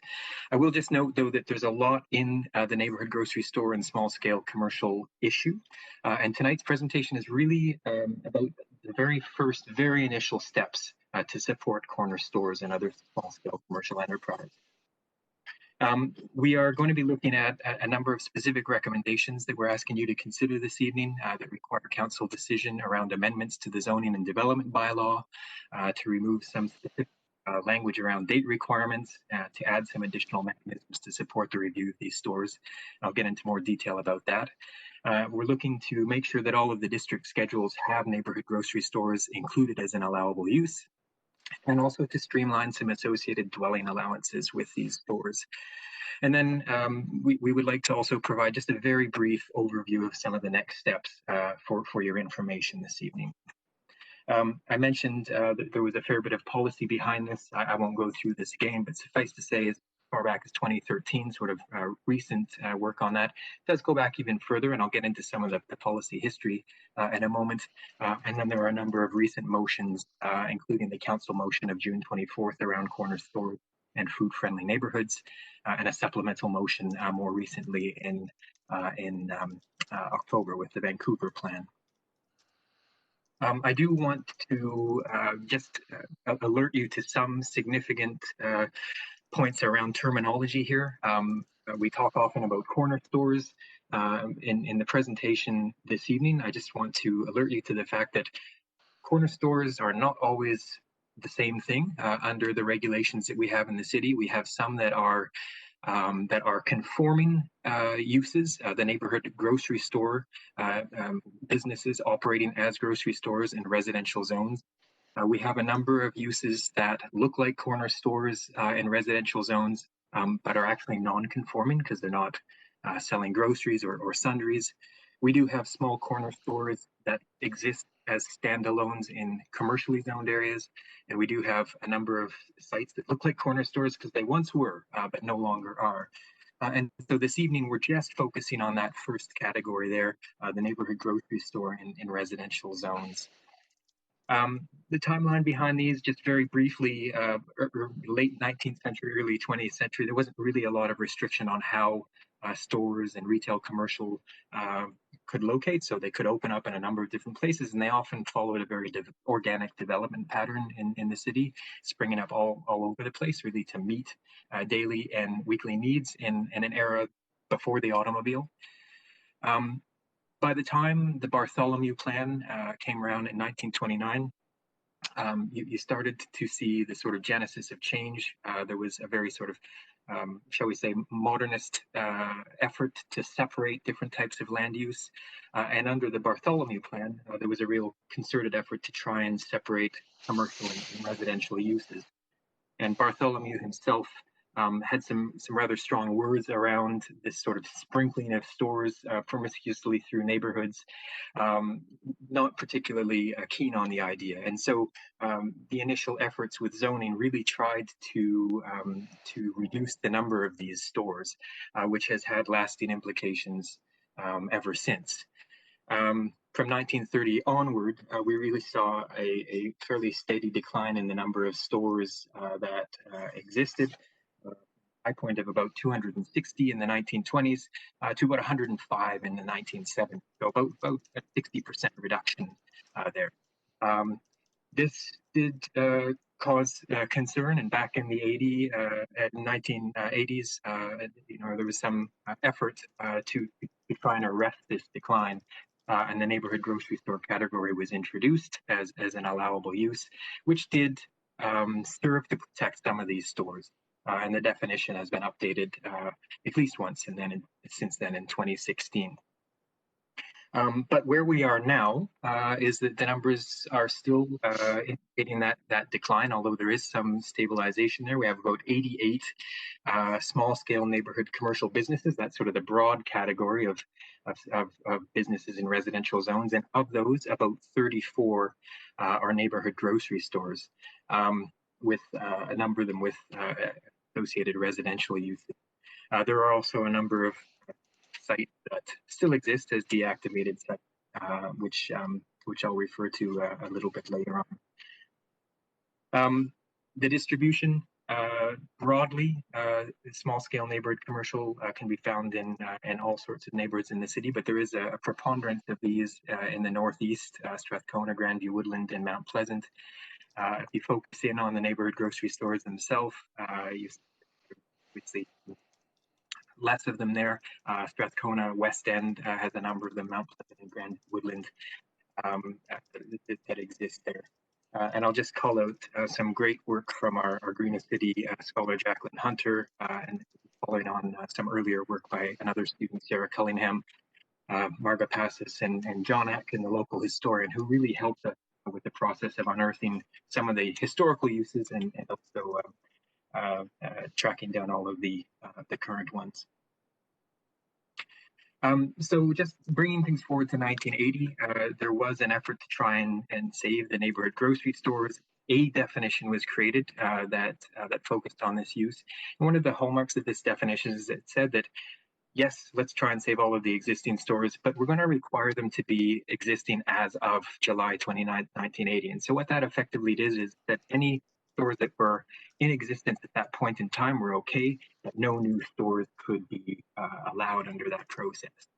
And that's pretty much been the main constraint on businesses ever since, which is why we've seen some that have closed for prolonged periods of time remain closed, because essentially once the door is shut for any sort of prolonged period of time, it becomes very, very difficult to reopen them. And even though there was some effort to update the definitions in 2016, that date constraint has remained in place. And so that's one of the things that we'd like to address today. And really, the identified challenges that we are hoping for your guidance on relate to that date limitation. It poses increased risk for neighborhood grocery stores. It does prevent any new neighborhood grocery store sites from opening, which was an area of concern under the council motion I mentioned earlier. There is, in our efforts to sort of explore this further, we realize that the district schedules are a little bit inconsistent in their presentation of neighborhood grocery stores as an allowable use. So we're trying to do a bit of housekeeping there. And thirdly, the associated dwelling options with neighborhood grocery stores are out of sync with other updates to residential allowances in the zones. And so the effort is intended to try and to streamline those somewhat. So the first recommendation really is to just strike the words existing as of from the grocery store. And what that will effectively do by taking that language out is enable it as a use with no constraints. So new stores can open, and if stores are closed for prolonged periods of time, they can also reopen. So it reduces the risk there. One of the questions that was posed at referral is, will this result in a sort of an influx of new neighborhood grocery stores? And based on our analysis, our discussions with real estate and an assessment of land economics, this is very unlikely. And one of the reasons is we're not going to be offering any other changes in the zoning right now. So really what you get in an existing zone in terms of setbacks and everything else, it's what you have to work with. The third thing is that residential uses almost inevitably outcompete commercial ones. And so by way of giving you a proxy, the C1 commercial zone, in the last 10 years or so, we've seen probably 4 or 5 developments coming through applications. So a very small number relative to other allowances. So we don't think that there's going to be a big issue. And if anything, some of those deactivated sites may be the obvious choices. We have received some inquiries about those over the years. We do think as an additional mechanism, just in case there are new applications, that adding some additional language to the additional regulation section of the zoning and development bylaw would be helpful. And so we're proposing an additional subsection here that would allow staff to review proposed delivery, loading, and goods movement. That's really to try and address some of the concerns that we do hear in other commercial areas around when people are delivering goods and, you know, is there noise or what time of day is it, so on and so forth. The next recommendation we're looking for your guidance on is the idea of affirming neighborhood grocery stores as an allowable use. Right now, the definition and the additional regulations say that they are allowed in every residential zone. That includes RS zones, RT, RM, and FM and RA1. The zoning, sorry, it does not include FM1. we're trying to make sure that in this recommendation, some of the residential zones that should have the neighborhood grocery store use listed actually do, and there's about 5 of them as listed there where it's not included, and so we're just going to do some housekeeping to add that use to those zones. The third recommendation that we're asking for your consideration on is to look at the dwelling uses associated with them. Right now, if you look at the RS, RT, and RM zones, there are a total of 6 different ways that residential uses are listed for neighborhood grocery stores. We are suggesting that that be streamlined so that rather than have, residential unit or residential units up to a maximum of 2, we take out the additional language and we just make it dwelling units in conjunction with the neighborhood grocery store. And what this will do is it will mean that that the associated residential uses are going to be governed primarily by the other elements of the district schedule. So if you're in a duplex zone, for example, and you can have 2 duplex units and a lock-off suite, then if you have a neighborhood grocery store in that zone, you can have a neighborhood grocery store and the 2 units and the lock-off suite. So you're not going to be constrained just to have 1 or 2 units. You're going to be able to access the other residential allowances in that district schedule. And that will allow some additional flexibility for business owners or property owners who may wish to support them. One of the questions that was posed during the referral was, is this going to allow apartments to be built in these zones? And the answer is no. The overall provisions of a given zone remain the same. There are no additional allowances imposed time for commercial use at all. So it's basically what you see in the zone is what you get. So those are the recommendations. As I said, just wanted to give you a brief update as well for information for the next steps. These are very sort of early steps, quick steps as noted. We do recognize there's a need to do some more work on this. We are looking to test changes to the neighborhood grocery store definition, explore other opportunities for the broader array of small-scale commercial uses, look at the opportunity for supporting social and cultural uses, try to review a little bit more closely the deactivated sites that exist and see if there are any opportunities for them, and look at other policy, zoning, and licensing changes. That's sort of our next phase of activity, which we think will be taking place over the next 6 months or so. And then beyond that, we want to look at some opportunities to explore new building and program typologies. And that's a bigger effort as part of the Complete Neighborhoods program and the Vancouver Plan. Could involve things like public space, placemaking, new building typologies, or other program or regulatory changes. And I just want to underscore here, this is absolutely something that will involve public engagement, stakeholder engagement. We want to talk further with the property and business owners and the community at large. And of course, make use of council expertise per the October 6 motion, because we know this is a topic of interest for many councils. So with that, just to recap the recommendations, I've got them on screen here. Thank you for this opportunity to present, and I'm happy to answer any questions this evening. Thank you. Thanks so much. Just before we move to questions, Council, we're drawing to 10 o'clock. I've talked to the clerk, and we have 2 options for this item. If we don't close the speakers list, we have to go to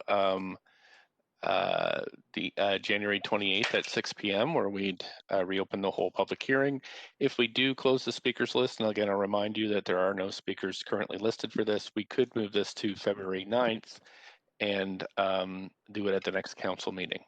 So because there's 2 councillors on the list for questions, and I also have to call 3 times for speakers, we'd have to extend past 10 o'clock to motion to extend. Okay, Councillor Hardwick, thank you. Thank you, Councillor Wiebe. We'll do yays and nays. All in favor of extending, say yay. Yay. Yay. Opposed, say nay. Any nays? Great. Okay, thanks very much, Council. We've extended. And we can move on with questions. We have Councillor Fry on the list. This is questions to staff, of course. Yeah, thanks, Mayor. And I'm actually going to just wrap some of my closing into this as well, knowing that we're running late in the day. Appreciate the work that's gone into this, and I'm blessed to live in one of the great things about living in Strathcona is, of course, the abundance of neighborhood grocery stores that we have, and it really improves the sort of dynamic nature of the neighborhood and opportunities for complete communities. One of the things that is kind of a hallmark of that, and I appreciate that this is a broad stroke kind of approach that we're taking now, but there's a lot of non-conforming use, stuff that just simply wouldn't fly under today's, not just zoning, but actual building bylaws and accessibility and stuff. I guess for Mr. Pask, does this work contemplate special sort of non-conforming uses in the building bylaw and how we can sort of replicate some of those former styles that wouldn't really work today? Thank you for that question, Councillor Fry. A couple of things to note on that. You're absolutely right. Some of the buildings that we're looking at here date about 100 years old. There are a number of different typologies. So part of what we're looking at right now is, as our next phase of activity, some opportunity to look at new typologies and the types of buildings that can support a broad array of needs, including the possibility of small-scale commercial uses. But that would be modernized in the sense that they would meet the building code. So that's one half of the answer. The other thing to note is that as part of the existing buildings here, some of the other opportunities that we need to explore more closely is the opportunity to consider heritage incentives. And the heritage stream under the building code does allow for some different considerations. Now we're not discussing that in today's forum. This is work that we need to do as part of our next stage of activities. But I just wanted to alert you to the fact that the question kind of depends a bit if we're talking about the existing buildings or the new ones that might be considered as part of any new developments. Yeah, and I guess further to that, and this is a weird admission, but I very almost bought a store with the intention of living in it and having a store. And what became immediately apparent, though, is that insurance gets in the way, and insurance does not like these sort of non-conforming uses. Have there been conversations with the insurance industry about what this might look like? Not at this stage, but we do recognize that is definitely a stakeholder group that needs to be talked to as part of this. The overall goal, the objective with this is to try and figure out as many different ways as we can to support business owners and property owners, and to find the right place for conforming and non-conforming businesses as part of the overall efforts around complete neighborhoods. So there are more conversations to be had to try and answer some of those questions. Well, I appreciate this work, and this is a quick start, and I'll be happily supporting it. Thank you. Thanks. Councillor Hardwick, 2-5. Great, thanks very much. You mentioned consultation with the public and stakeholders. You didn't. Are you including BIAs in there? It seems to me that they would be very specifically involved in this. Have you consulted at all with the BIAs? Not broadly at this point, but absolutely. We think this is an initiative of importance and also interest to a broad array of stakeholders. The conversations, I will say, with the BIAs to date have been fairly limited, and in this sense, I'm referring to the work that we did in Grandview Woodland, shared our policy ideas and considerations there. But the broader conversation with the BIAs needs to happen as part of the next step. What are the maximum scenarios in terms of floor plate and ceiling height for any kind of new considerations? Can you comment on the physical space? Not on the new considerations, because that's something we have yet to do. But right now, under the existing definition of neighborhood grocery stores, I think the maximum is 1,200 square feet. That is, in fact, something that I think is worth probing a little bit further as we look at the future of these types of businesses. That is that is one area where there may be some opportunity to change. You look at corner stores in other cities and other regulations, it can be a bit more than that in terms of the allowable use. So we don't have an answer for that yet. We're not proposing any changes to the allowable square footage at this juncture, though.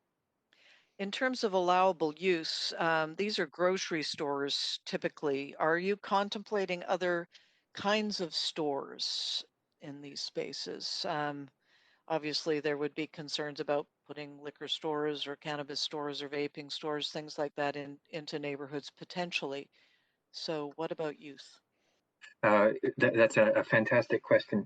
So I think there's a couple things to just note on this one. First, of the broader array of small-scale neighborhood commercial businesses we have now, neighborhood grocery stores comprise of about 40% of them. That means 60% of those little corner stores that we like out there that aren't operating under that are non-conforming. So one question we'd like to pose to the public is, do they reflect the types of uses that you think are appropriate in neighborhoods? Should we be looking at allowing other types of small-scale neighborhood uses in addition to neighborhood grocery stores? Another way to tackle the question is, should we be doing more to broaden the definition of neighborhood grocery stores and stuff? So I mentioned the 2016 update. Some of you may remember the story of the Marché Saint-Georges, where the definition that was developed in the 1980s was pretty hard and fast. You have to sell groceries and maybe associated sundries. In 2016, we broadened that to include foods. You can go into those stores now, and some of them will serve you a coffee or a hot chocolate or things like that. So I think a reasonable question to ask is, hey, should you be able to get a glass of wine with your sandwich, or should you be able to get other items as well? So there's the neighborhood grocery store definition itself, and then are there other uses too? Okay, thank you. That's very helpful. Now, the other thing is we're talking about corner stores. Are we going to keep them on corners? We don't want to be playing whack-a-mole in neighborhoods with locations, presumably. What are your thoughts on that? Another great question. About 25% of the businesses that are operating now are not on corners. So, that reflects, I guess, the idiosyncrasies of entrepreneurial spirit, if we can call it that. I think that's a question to pose from a business perspective. Obviously, there are reasons why you'd actually want to be located on a corner as opposed to mid-block, but there are also some very successful mid-block stores right now. So I think that's a good question to take out to the public. Should we be having specific locational considerations tied to them, or how does that sort of resonate with public sentiment? Excellent. Thank you. Thanks so much. I don't see any other. Oops, sorry. Yeah, well, I'm still on. Okay, thanks so much. I don't see any other counselors on the list, so we'll make our first call for public speakers. 1-833-353-8610, 106-1445 # to get on the list. Clerks, have we got anybody on the list? None. Thanks. Okay, so we'll do the second call, 1-833-353-8610. That's all on the Twitter and live stream. I gotta check clerks. Again, none. Okay, thanks. Third call. Numbers are on the live stream, and it is 10:01. We're going to come back at 10:06 sharp to do the last bit on this, council. So we'll see you in 5 minutes.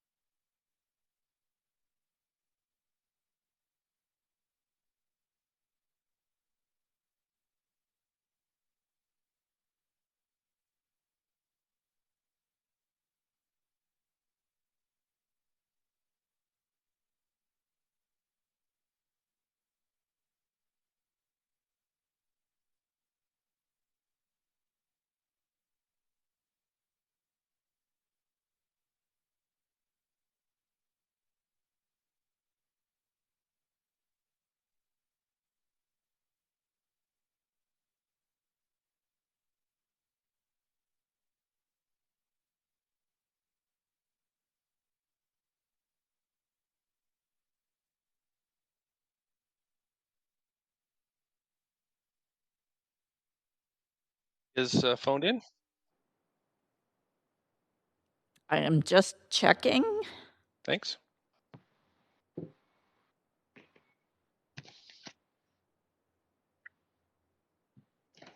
No, we have no speakers, Mayor Stewart.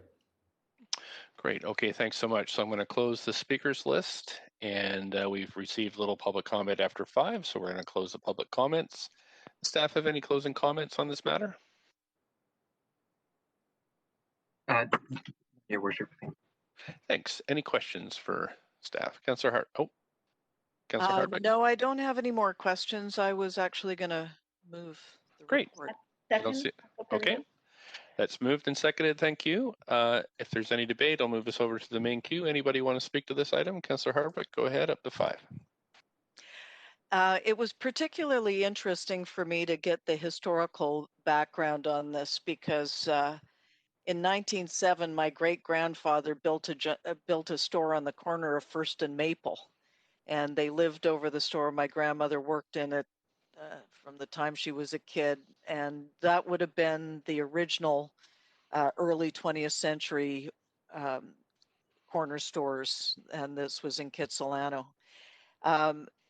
It later became a hippie house and a bit of a drug den, I understand, in the 70s. So it would have been one of those ones that was taken down to, and replaced by apartment building in the 80s. So just conscious of the changes that have taken place over time.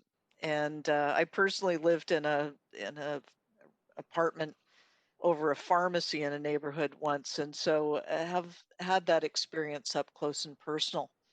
And I've watched them go. One that we talked about recently was Helen's at 6th and U, that we council was concerned about, and broadly, I mean, the ones in the West End, all over town, they've been disappearing. So I think there's a very strong desire to have those there, but we've also seen that the costs associated with running them are prohibitively expensive, and along with many of our mom and pop shops across the city, they've all disappeared.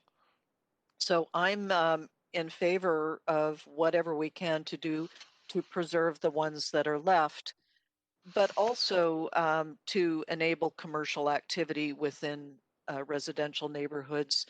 One of the things that's come out of this pandemic is that people are working remotely more and more, and so the ability to walk to the corner store has become important in ways that were almost forgotten.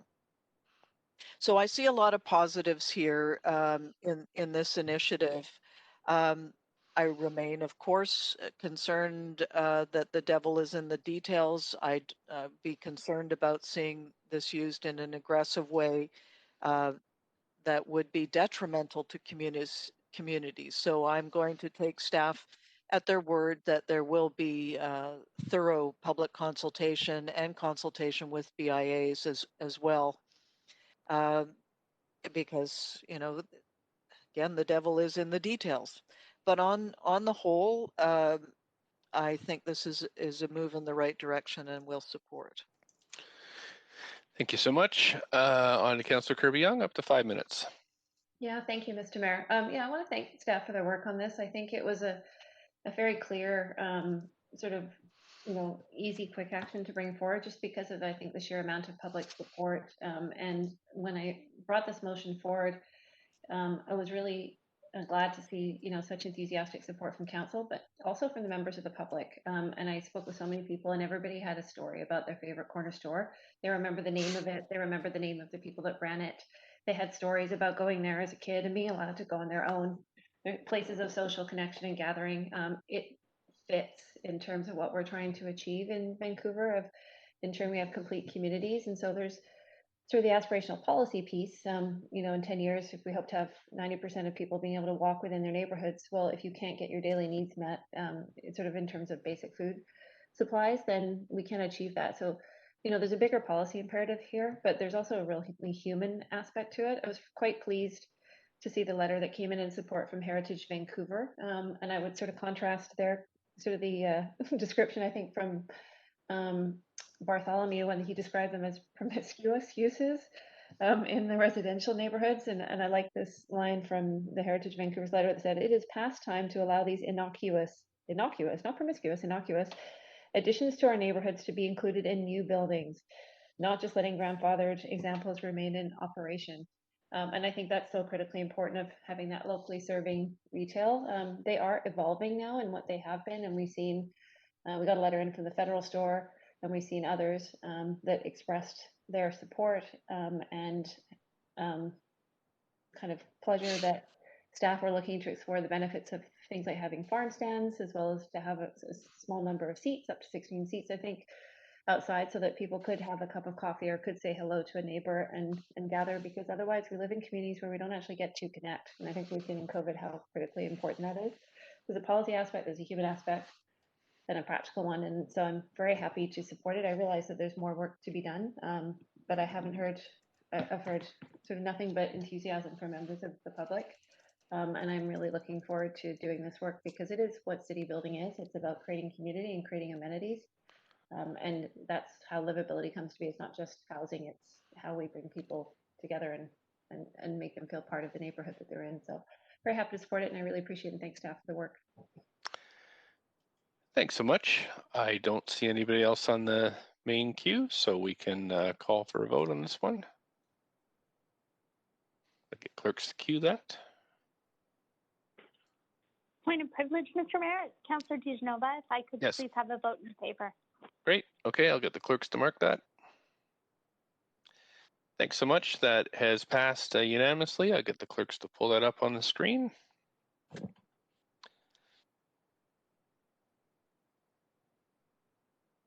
It's up there. Great. Okay. Well, Council, that brings us to the end of the items this evening. I want to thank Councillor Kirby-Yung for taking the tough one, and I'll call for a motion to adjourn.